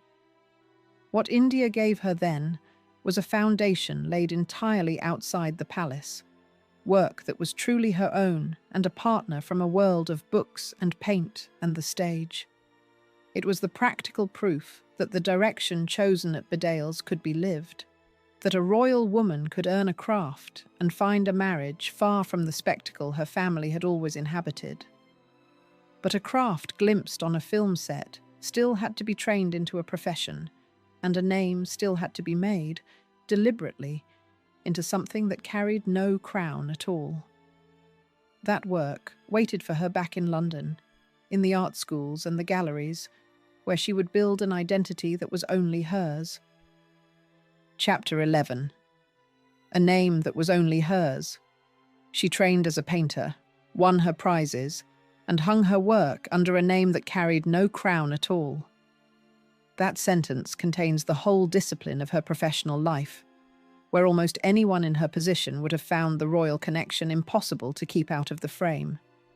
She built a career in the visual arts that was walled off from it, brick by deliberate brick, and she signed the results with the plain maiden name she had trained under, so that the paintings would be judged as paintings and nothing else. The training was serious, and it was sustained. After school, she went to Camberwell School of Art, now Camberwell College of Arts, one of the established London art schools, where the practical grounding of a working painter is laid down. She took a course in printed textiles and fabric design at Middlesex Polytechnic, widening the range of craft she could draw on. And then she went to the Royal Academy Schools, attached to the Royal Academy itself, where she completed a postgraduate diploma in painting and drawing. Some sources give a graduation in 1991, and the exact year is best treated lightly, but the shape of the education is firm. This was the full apprenticeship of a professional painter, taken at demanding institutions over years, and not a dabbler's finishing course. Each stage of that path added a different competence. Camberwell gave the fundamentals of a working painter, the drawing and the handling of paint that underlie everything else. The course in printed textiles and fabric design at Middlesex Polytechnic widened her range into pattern and surface. And the Royal Academy Schools, the postgraduate finish to it all, set her among the most closely watched young artists in the country, working toward a diploma at a demanding school attached to the Royal Academy itself. It was a long apprenticeship by any measure, assembled deliberately over years, and it left her equipped as a professional rather than as an amateur adorning idle hours. The prizes are the proof that the work stood on its own. At the Royal Academy Schools, she won the Windsor and Newton Prize in 1988 and the Creswick Landscape Prize in 1990. These were real competitive awards, won inside a serious art school against other serious young painters, and they are recorded in the reference works and the auction catalogues that track her career. They were not honours conferred because of who her mother was. They were earned at the easel, and they mark her out as a painter of genuine ability rather than a royal amateur passing time. To win a competitive prize inside an art school is to be judged by people who neither know nor care about a pupil's family, measured against the work pinned beside one's own. Twice she was judged that way, and twice she came out ahead. Once for her work in general, and once, with the Creswick, for landscape, the very territory her mature painting would settle into. The prizes speak of a young painter who could hold her own in a room full of ambitious contemporaries, on the single ground where a royal surname counts for nothing at all, the wall where the work either persuades the eye or does not. Then comes the choice that defines the whole enterprise. When she began to exhibit and sell, she did so under the name Sarah Armstrong-Jones, her maiden and professional name, and she kept it there for good. She has exhibited since 1995 with the Redfern Gallery in London, a long and steady professional relationship, and she has shown at the Royal Academy Summer Exhibition and through Cadogan Contemporary, where a solo exhibition of her works is documented from 1990. Across all of it, the name on the wall is Sarah Armstrong-Jones, never any grander style, never anything that would announce the royal daughter. The separation of the art from the royal identity was made on purpose and maintained for decades, a discipline held so consistently that it became one of the defining facts about her. The gallery record underlines how settled that professional identity became. A solo exhibition of her works was mounted through Cadogan Contemporary as early as 1990, and from 1995 onward, she showed with the Redfern Gallery in London, a relationship that would run on for decades. Alongside these, she appeared in the Royal Academy Summer Exhibition, the open annual show where established and unknown painters hang side by side. Across every one of these settings, the label beside the picture read Sarah Armstrong-Jones, and a visitor who did not already know would have had no way to guess that the landscapes and interiors on the wall had been made by the only niece of the Queen. The work itself is quiet in subject and in scale. She paints in oil, and her documented subjects are landscapes and interiors, the kinds of scenes that reward patient looking rather than spectacle. One recorded example is an oil from 2010 titled Interior Scotland, a picture of exactly the sort her practice favours: a room, a place, a study of light and space. There is no evidence that she built her reputation on portraits of the famous or on any subject that would trade on her connections. The paintings look outward at rooms and country, not at celebrity. There is a modesty in the subjects themselves that matches the modesty of the market. A room in Scotland, the fall of light across an interior, a stretch of open country. These are unassuming things to paint, offered without display. The oil called Interior Scotland, dated 2010, is exactly that kind of picture, a study of a place rather than a person. She painted what rewarded patient looking, and she let the pictures carry no more weight of celebrity than the rooms and landscapes in them asked for. The prices tell the same story of a career pursued for itself. The estimates attached to her work on the secondary market are modest.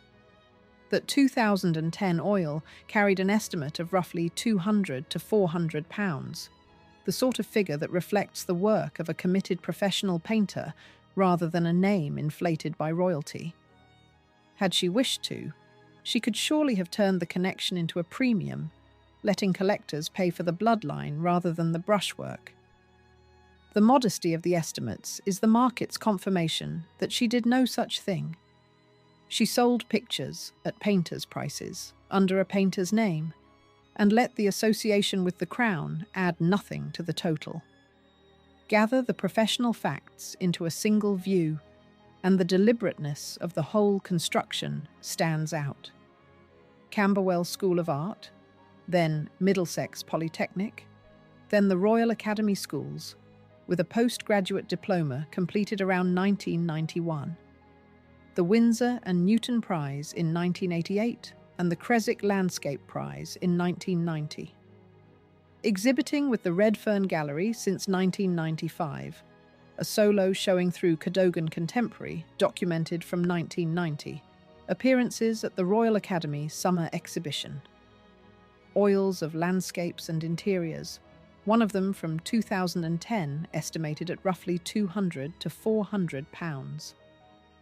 Every element of that record is measured in training, prizes, galleries, and pictures, and not one element of it is measured in her nearness to the throne. The scale of the achievement here is not counted in money, because the money was never the point. It is counted in refusals, the grand name not used on a single canvas, the Royal Association kept out of every gallery label, the premium not charged.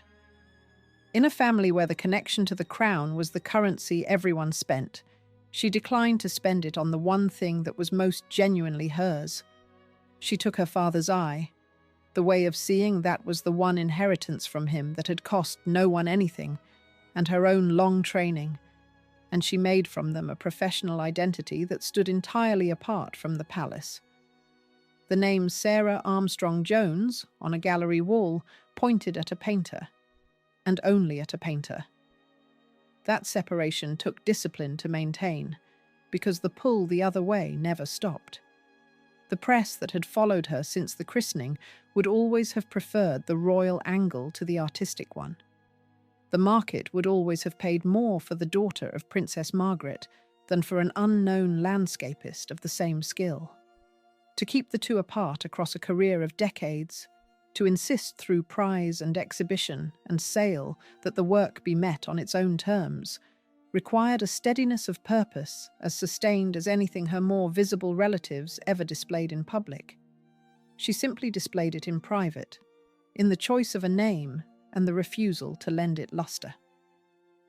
By the early 1990s, she had then assembled the thing she had been building since Bedales, a life that was fully her own. She had a craft trained to a professional standard, prizes won on merit, a gallery relationship beginning, and a name that carried no crown. She had a partner from the same artistic world, met on a film set in India and grown close across the second half of the 80s. The private identity was complete in every part but one.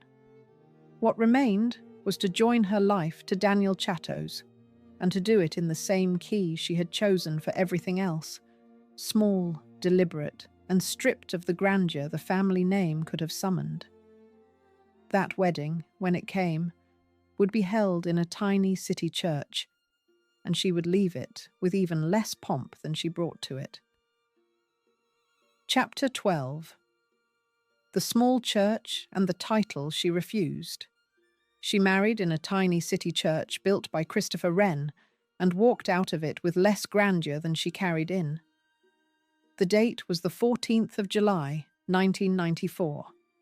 The place was St Stephen Walbrook, one of the churches Christopher Wren raised in the City of London, a small and beautiful building tucked into the financial heart of the capital, far from the vast abbey where her mother had married in front of the world.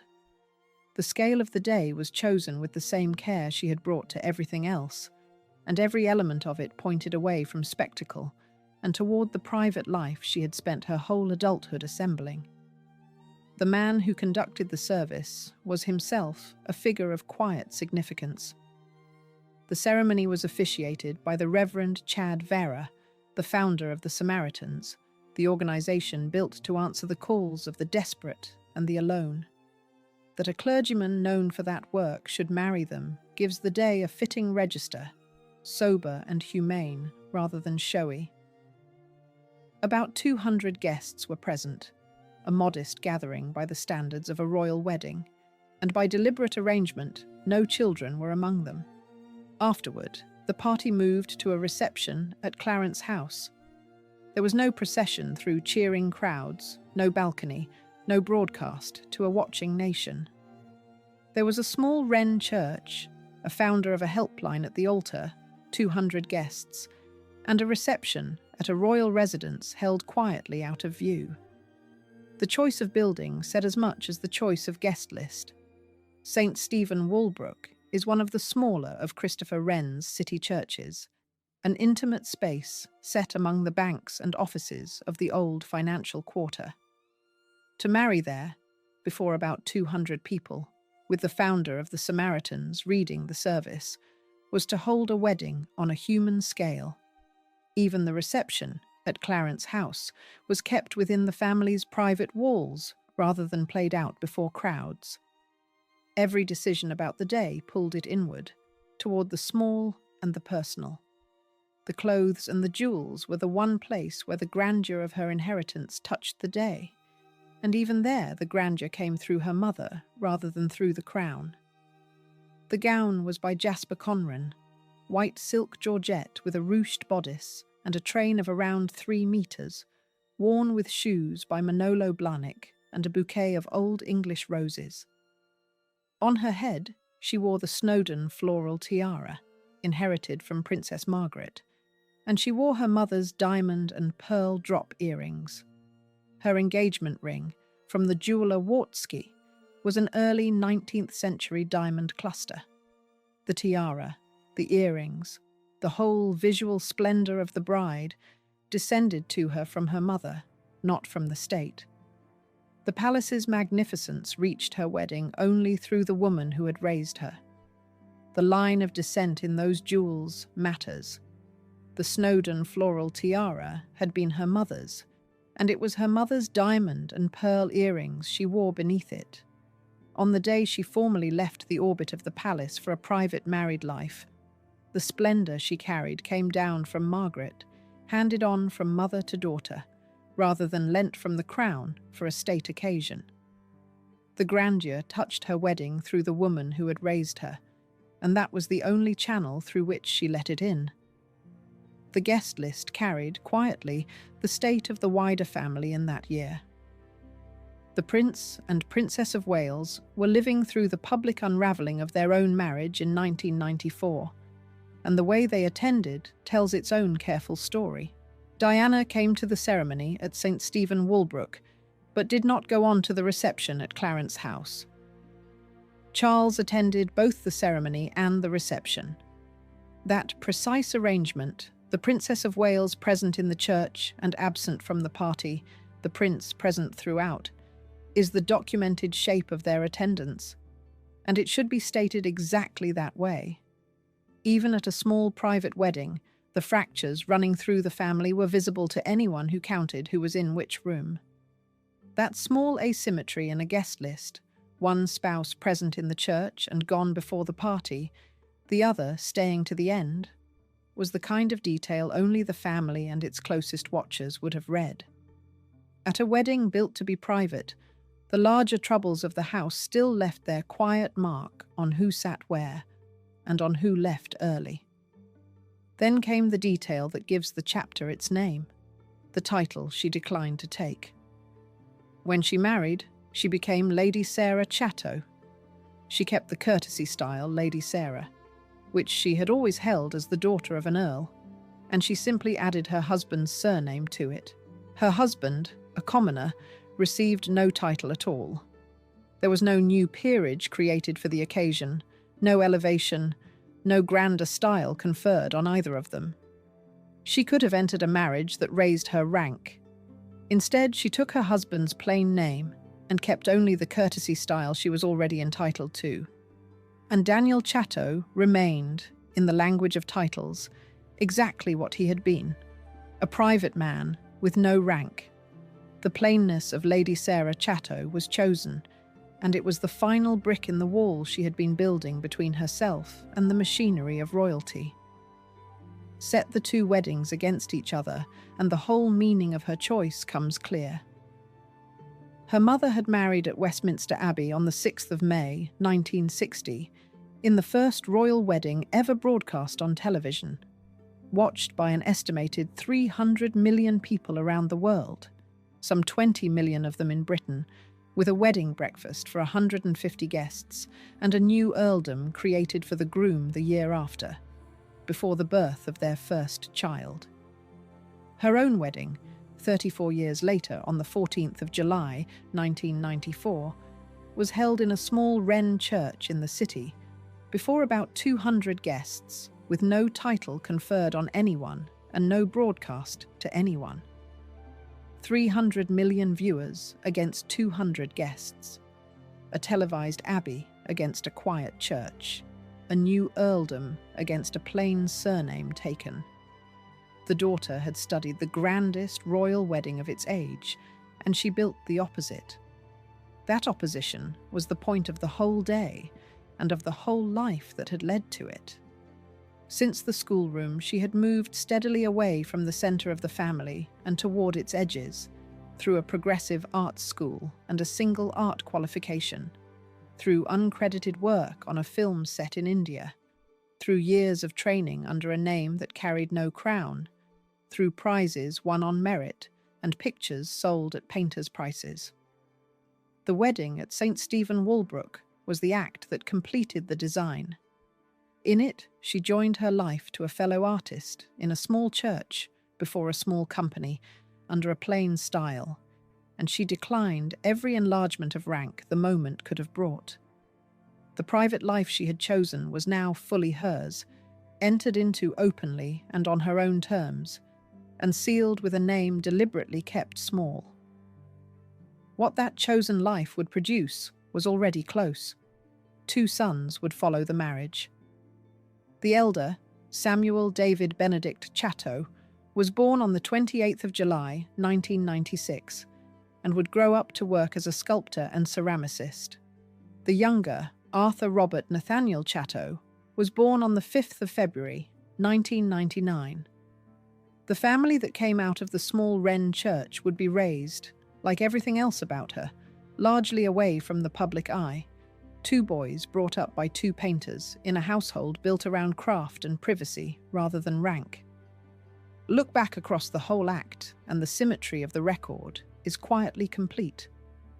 She had come into the world, 7th in line to the throne, on the 1st of May, 1964. She had ended her schooling with a single qualification, in art. She had worked without credit on a film in India in 1983 and met her husband there. She had won the Winsor and Newton Prize in 1988 and the Creswick Landscape Prize in 1990, and begun exhibiting with the Redfern Gallery in 1995 under her maiden name. And on the 14th of July, 1994, before about 200 guests in a Wren church, she had married the man she chose and taken from it the plainest style available to her. Every one of those choices bent the same way, away from the spectacle, toward a life kept for herself. The self she had spent 30 years defining was, by the summer of 1994, fully and freely chosen. She was a trained painter with a name that was only hers, a wife by her own selection rather than by arrangement, the mistress of a private life the public was not invited into, and a woman who had refused, at the very moment she could most easily have claimed it, any grandeur beyond the courtesy title she was already owed. The identity was assembled, and the door to the quiet life was closed behind her. What lay ahead was the family she and Daniel Chatto would raise inside it, and waiting further off, the long test of that steadiness, when the mother whose marriage she had defined herself against would begin on the island she loved most. A slow decline that would draw the private daughter back toward the centre she had spent her life leaving. Chapter 13. The mother the strokes took slowly. The decline began on the island her mother loved most, and it took 4 long years to finish its work. On the 23rd of February, 1998, while she was staying at Les Jolies Hauts, the theatrical villa on the southern tip of Mustique that had been her 1 square inch of the world, Princess Margaret suffered a stroke. It was reported at the time as comparatively mild. She had known that villa for a quarter of a century, its calla lilies and oleander, its view down to the sea. And it was there, in the place that had once meant escape, that the long unravelling started. the woman who had spent decades as the most photographed of her generation began, from that morning, to be taken apart slowly and in public. What followed was a sequence of small catastrophes, each one narrowing the world she could move through. In early 1999, she badly scalded her feet in a bath, and the damage to her mobility was severe and lasting. From then on, she needed support to walk, and increasingly, she needed a wheelchair. The glamour that had defined her, the cigarette holder, and the couture and the late nights of the Mustique set, gave way to something the country had never been allowed to see in her: a frailty, a dependence, a body that would no longer obey. She began to appear in dark glasses, seated, her feet a constant trouble, her old quickness gone. The frailty had older roots than the strokes. As far back as 1985, after decades of heavy smoking, she had had part of her left lung removed. For those who knew the arithmetic of her health, the strokes of her final years arrived at a body already worn thin by that history. The cigarettes that had been part of her image, part of the performance of a certain kind of 1960s glamour, had quietly extracted their price across the intervening decades, and the bill came due at the end. The strokes kept coming. On the 10th of January, 2001, she was taken to hospital with difficulty swallowing after another stroke. Through that year, further strokes cost her more still, leaving her with a partial loss of vision and paralysis down her left side. Each one took a little more of the territory a person occupies in the world. The woman who had once commanded any room she entered was now moved carefully between chairs, her sight failing, one side of her body no longer hers to direct. The tabloids that had chased her for scandal for 40 years now printed photographs of a small figure in dark glasses, and the country watched the slow subtraction of Princess Margaret much as it had once watched everything else about her. Through all of it, there was a steady presence at her side, and the record shows it as conduct rather than as speech. Her daughter, the quieter of her two children, was there. Sarah had built her whole adult life at a deliberate distance from the machinery of royalty, had taken no public role and given no interviews, had disappeared into paint and a private marriage. And yet the woman who had removed herself so carefully from the spectacle was, by every documented account, close and attentive through her mother's long decline. The daughter who had walked out of the wreckage was the one who kept coming back to this bedside, this wheelchair, this diminishing world. There is a discipline the story must keep here, and it is the same discipline Sarah kept herself. She has never spoken publicly about these years, never narrated what it was to watch her mother taken apart by degrees. So what can honestly be said stays on the outside of her, in the things that can be seen. The visits, the presence, the attentiveness that coverage of the period consistently records. Whatever she felt in those rooms she has kept, and the story keeps it with her. The absence of her voice is not a gap to be filled. It is the shape of who she chose to be. Twice near the end, Princess Margaret let herself be seen in public, and both occasions were acts of family loyalty rather than of the old showmanship. In August of 2001, she appeared for the 101st birthday of her mother, Queen Elizabeth, the Queen Mother, the woman who had outlived so much and would, astonishingly, outlive her own younger daughter. Then, in December of 2001, she appeared again for the 100th birthday of Princess Alice, Duchess of Gloucester. Those were her last public appearances, a woman in a wheelchair and dark glasses, present for other people's milestones when her own body was failing. They were the final images the public would have of her alive. Consider the span of it as a set of plain figures. A stroke on the 23rd of February 1998, scalded feet in early 1999, a hospital admission on the 10th of January 2001, part of a lung gone since 1985. 2 last public appearances at a 101st birthday and a 100th in the closing months of 2001. 4 years, roughly, from the first stroke to the end, each year taking more than the last. Laid out that way, the decline reads as a machine running down, one component at a time. Prince Charles, her nephew, would later speak of what these years had been, calling them such dreadful times with her awful illness, and in the same breath he reached past the illness to what she had been before it, praising her wonderfully free spirit. That phrase, the free spirit, is worth holding on to, because it is the truest short account of the woman the strokes were taking. Margaret had been, above all, a creature of appetite and freedom, or of the version of freedom a royal life had grudgingly allowed her.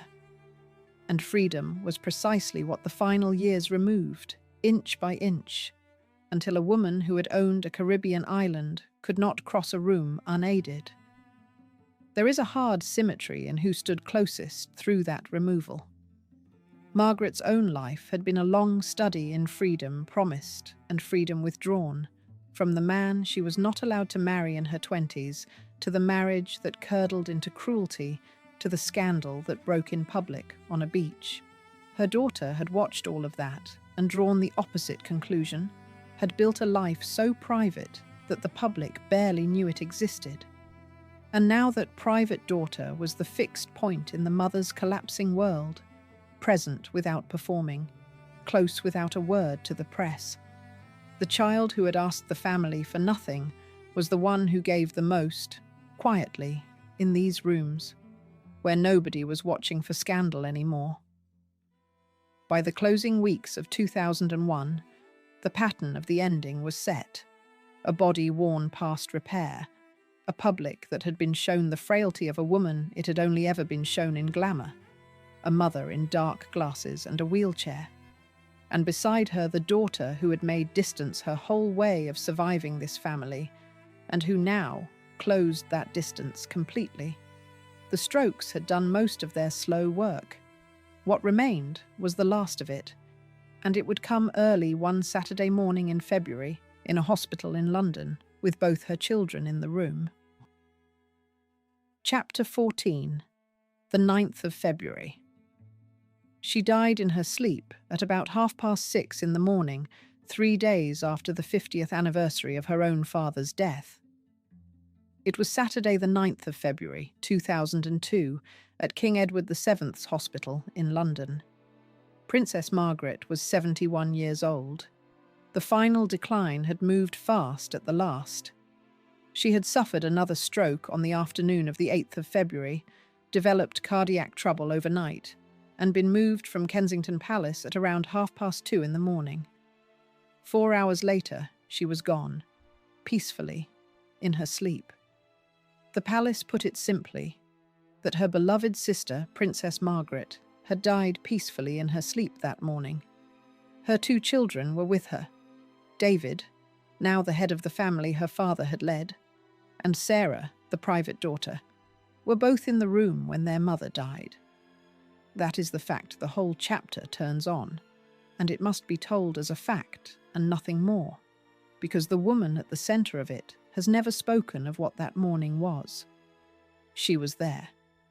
She had been there through the 4 years of strokes and scaldings and dark glasses, and she was there at 6:30 on the 9th of February when it ended.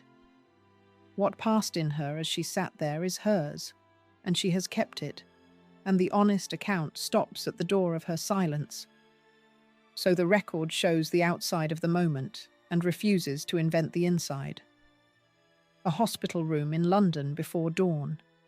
A mother of 71, worn past repair by the strokes. A son and a daughter present. A palace statement issued into a grey winter morning. Around the edges of that room, the family arranged itself as it could.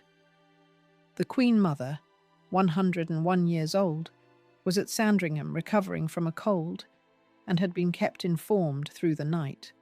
The Queen was at Windsor, A whole apparatus of royal grief began to turn, but the centre of it was quiet, and at that centre sat a daughter who would tell the public nothing, then or ever. The timing carried a weight that no one had arranged. Margaret died 3 days after the 50th anniversary of the death of her father, King George VI, who had died on the 6th of February 1952. She had been a young woman in her early 20s when she lost him, the younger daughter of that king. Now, half a century on, almost to the week, she followed him.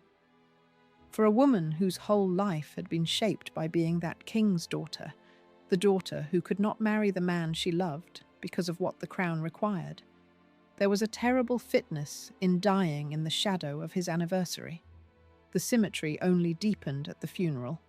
The private service was held at St George's Chapel, Windsor, on the 15th of February 2002, and that date was exactly 50 years to the day after the funeral of George VI in 1952. Father and daughter, buried from the same chapel, 50 years apart to the very day. It is the most striking piece of documented symmetry in the whole story, and it happened without design, a coincidence of the calendar that made the ending feel written. The girl, who had been born a king's daughter, left the world through the same door he had, half a century later, on the same February day. Then came a further break with tradition. Margaret was cremated at Slough Crematorium, a rare choice for a senior member of the royal family who are ordinarily buried. The commonly given reason is practical, that the vault space beside her father was limited, and cremation allowed her ashes to be placed with him. On the 9th of April, 2002, her ashes were interred in the King George VI Memorial Chapel at Windsor, alongside the parents she had loved. The daughter who could not, in life, have the man she wanted, was in death given the thing she wanted at the last, to rest beside her father and mother. Cremation, unusual as it was for a royal, was the means of granting it. And then the year delivered its second blow. 7 weeks after Margaret died, on the 30th of March 2002, the Queen Mother died at Royal Lodge, Windsor, aged 101. Within roughly 50 days, the Queen had lost both her sister and her mother. The year that would hold her Golden Jubilee, the celebration of 50 years on the throne, opened instead with a double bereavement, the two women closest to her from the family she had been born into, gone within weeks of each other. The mother who had outlived her younger daughter by less than 2 months finally followed her. Set the losses of that spring against each other in plain numbers, and the scale of it lands. Margaret dead at 71 on the 9th of February. Her father dead 50 years and 3 days before. A funeral 50 years to the day after his. Ashes interred on the 9th of April. The Queen Mother dead at 101 on the 30th of March, 7 weeks and a little more after her daughter. 2 funerals, 2 women, roughly 50 days apart, in the months before a jubilee.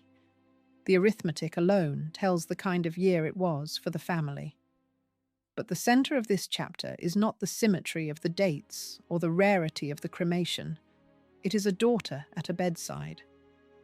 Everything grand in the story, the 50-year anniversaries, the memorial chapel, the double royal death, arranges itself around one small and undramatic fact, that when Princess Margaret died in the early morning, the child who had spent her whole life stepping quietly away from the family's spotlight was in the room, and had been present all the way down through the long decline that led to it.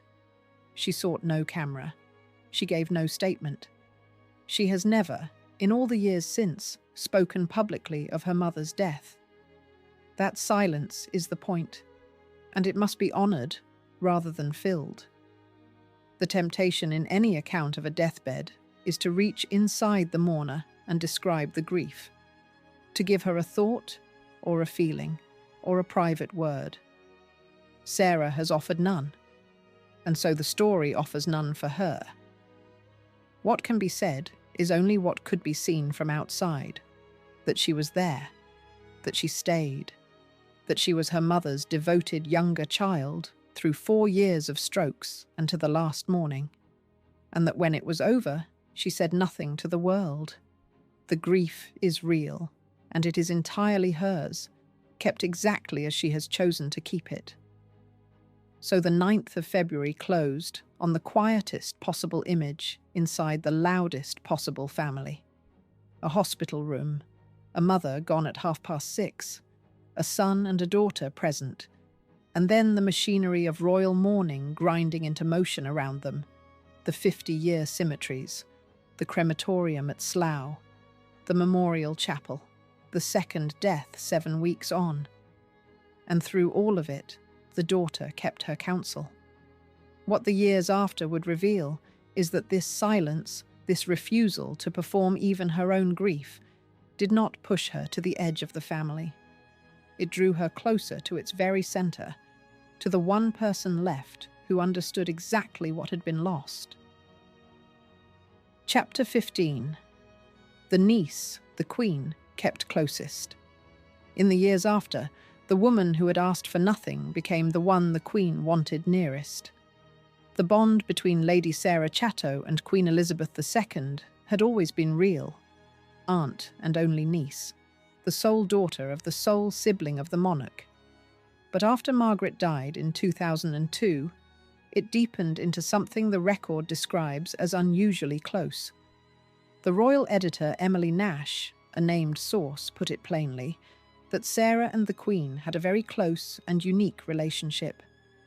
With Margaret gone, the Queen took on something of a maternal role toward her sister's daughter, and the two women drew together in shared loss.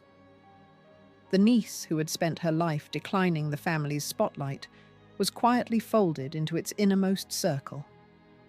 The clearest proof of that closeness came almost 20 years later, in the strangest of settings.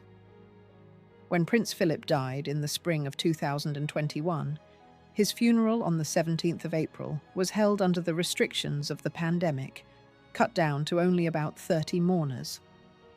The guest list was, of necessity, the family stripped to its essentials, the people the Queen most needed beside her at the end of her long marriage. Lady Sarah Chatto was among those roughly 30. In a room reduced to almost nothing, where every seat was a statement of who truly mattered, she was there. It is one of the plainest measures in the whole story of where she stood in the Queen's affections, told in a single small number. Afterward, according to press reports, Sarah stayed with the grieving Queen at Balmoral. That detail sits in a softer category of evidence, sourced to the press rather than to the palace, and it deserves the hedge the record gives it. The same caution applies to the warmer characterizations that have circulated, the claims that the Queen adored her or that she kept lodgings on the estate. Those are press interpretations, and they are best carried lightly. What is firmly documented is the harder, colder fact of that funeral guest list, 30 people or so, and her name upon it. One correction matters here, and the story must make it cleanly. The most affectionate epithets that have attached themselves to the Queen's inner circle, the talk of a favourite, the reported nickname Mama, belong reliably to Sophie, Countess of Wessex, and not to Sarah. It would be easy and wrong to transfer that warmth across, to dress Sarah's documented closeness in language that was never hers. Her place in the family is better and more honestly described as one of the Queen's closest younger relatives, a fixed presence in the inner circle. The closeness is real. The particular pet names are somebody else's, and the story leaves them there. Her ties to the family's centre ran through godparenthood as well. Sarah is godmother to Prince Harry and to Lady Louise Windsor, threads that bind her across the generations of the household, to the son of the heir and to the daughter of the Earl of Wessex. These are not public roles in the sense of duties performed for cameras. They are the private architecture of a family, the quiet responsibilities that mark who is trusted and who is kept close. For a woman who took on no official function at all, they say a great deal about the standing she held without ever seeking it.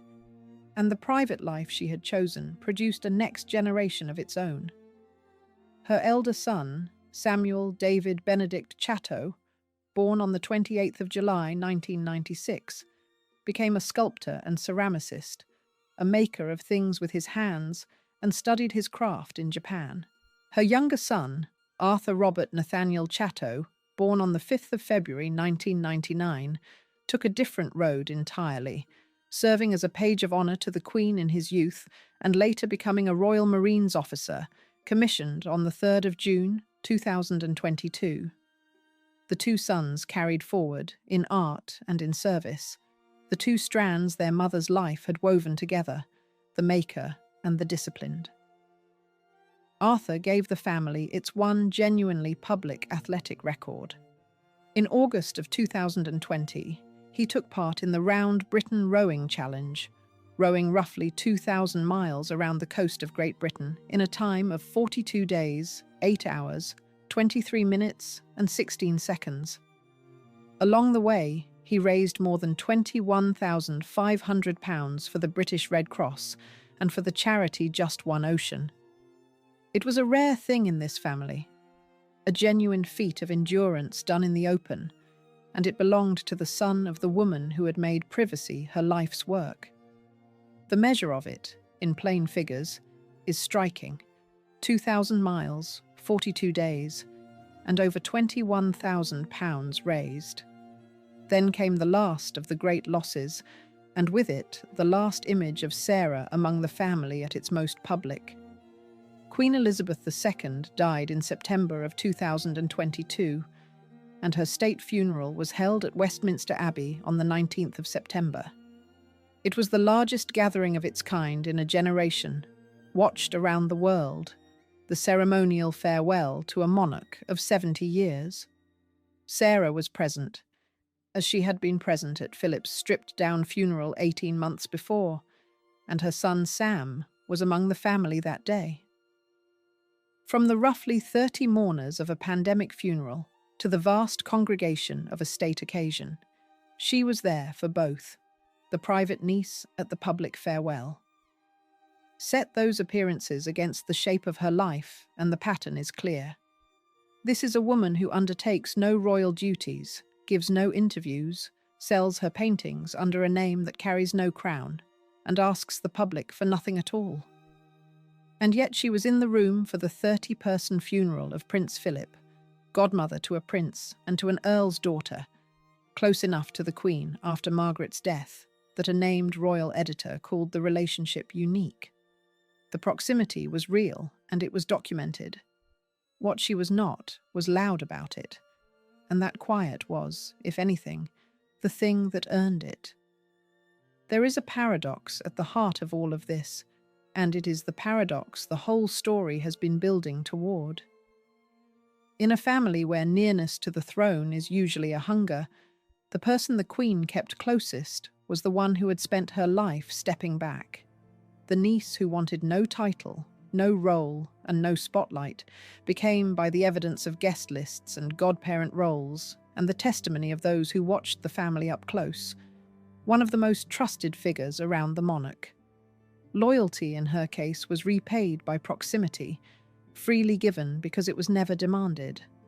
And that inversion, the one who asked least being kept nearest, is the thread that leads back, at the very end, to a girl born at the centre of the storm and a woman at a hospital bedside who said nothing at all.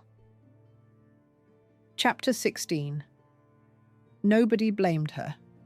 The girl born 7th in line had spent a lifetime moving quietly toward the edges, and it had made her indispensable.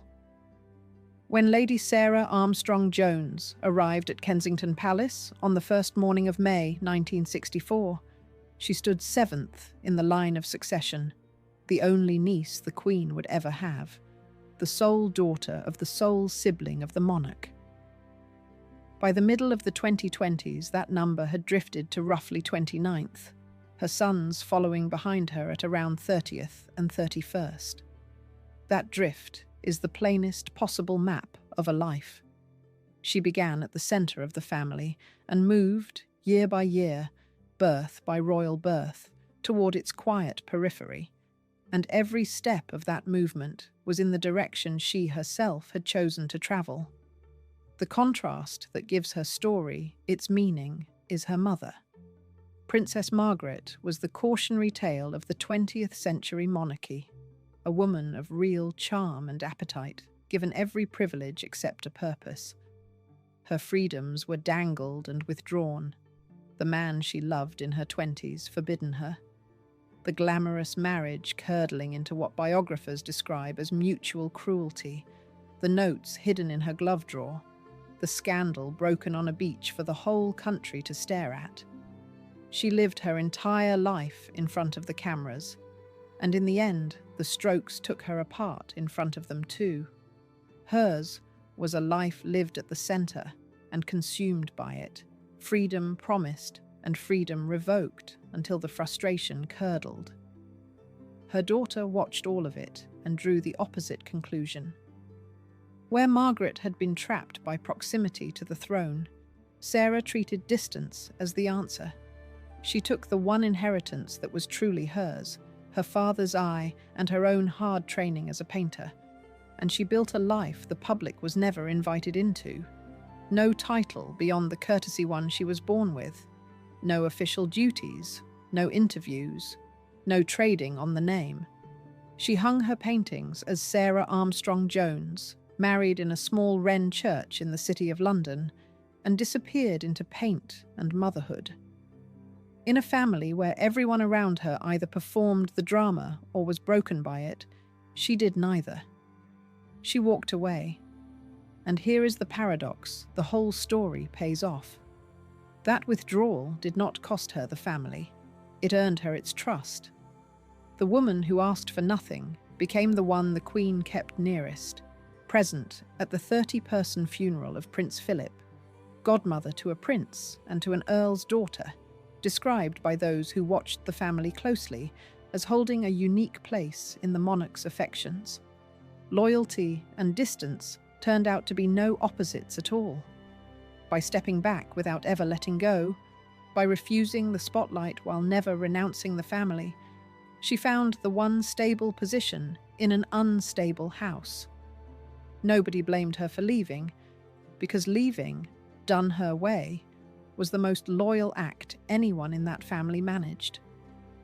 That loyalty is why the story circles back to a hospital room. On the 9th of February, 2002, at 6:30 in the morning, the private daughter who had spent her whole life at a careful distance from the machinery of royalty was at her mother's bedside and had been present all through the 4 years of strokes that led there.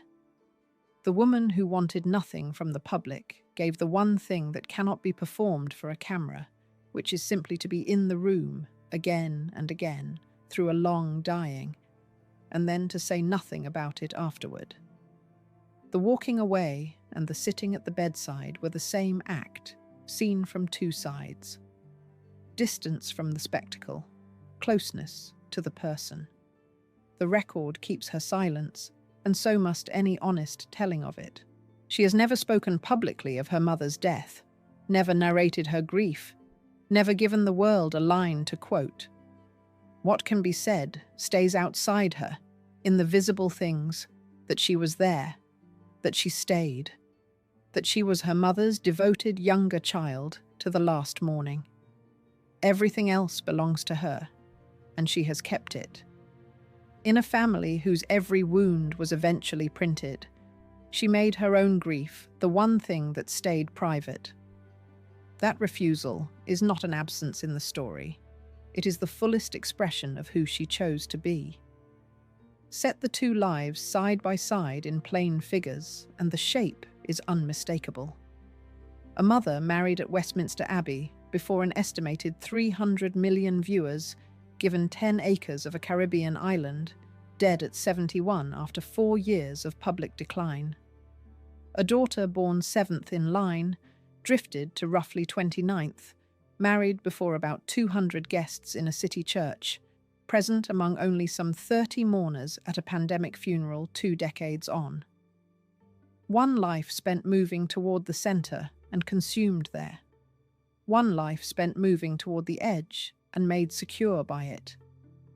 The numbers alone tell the difference between the two women. Prince Charles, speaking of Margaret after the awful years of her illness, reached past the strokes to what she had truly been, and called her a wonderfully free spirit.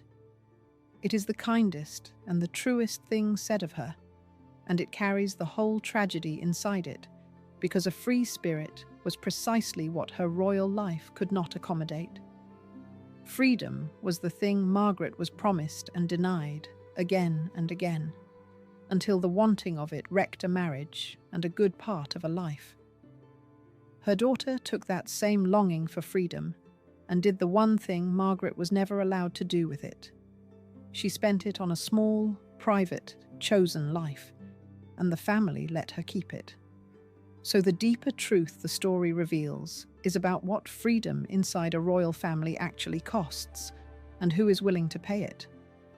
Margaret was given every privilege and no purpose, and the cameras that made her never let her go. Sarah understood, watching, that the surest way to survive a story like her mother's was to refuse to become one. Her radical act was to want less. Less title, less role, less spotlight, less of the public's attention, until there was almost nothing left for the public to hold, and what remained was entirely hers. In a house built on proximity to the throne, she thrived by choosing the periphery. What survives her mother is a set of quiet, concrete things, paintings signed Sarah Armstrong-Jones, landscapes and interiors made for their own sake and not for a name-inflated market. 2 sons, a maker and a marine, carrying the private family forward. Les Jolies Eaux, the villa where the long decline began, now let to strangers.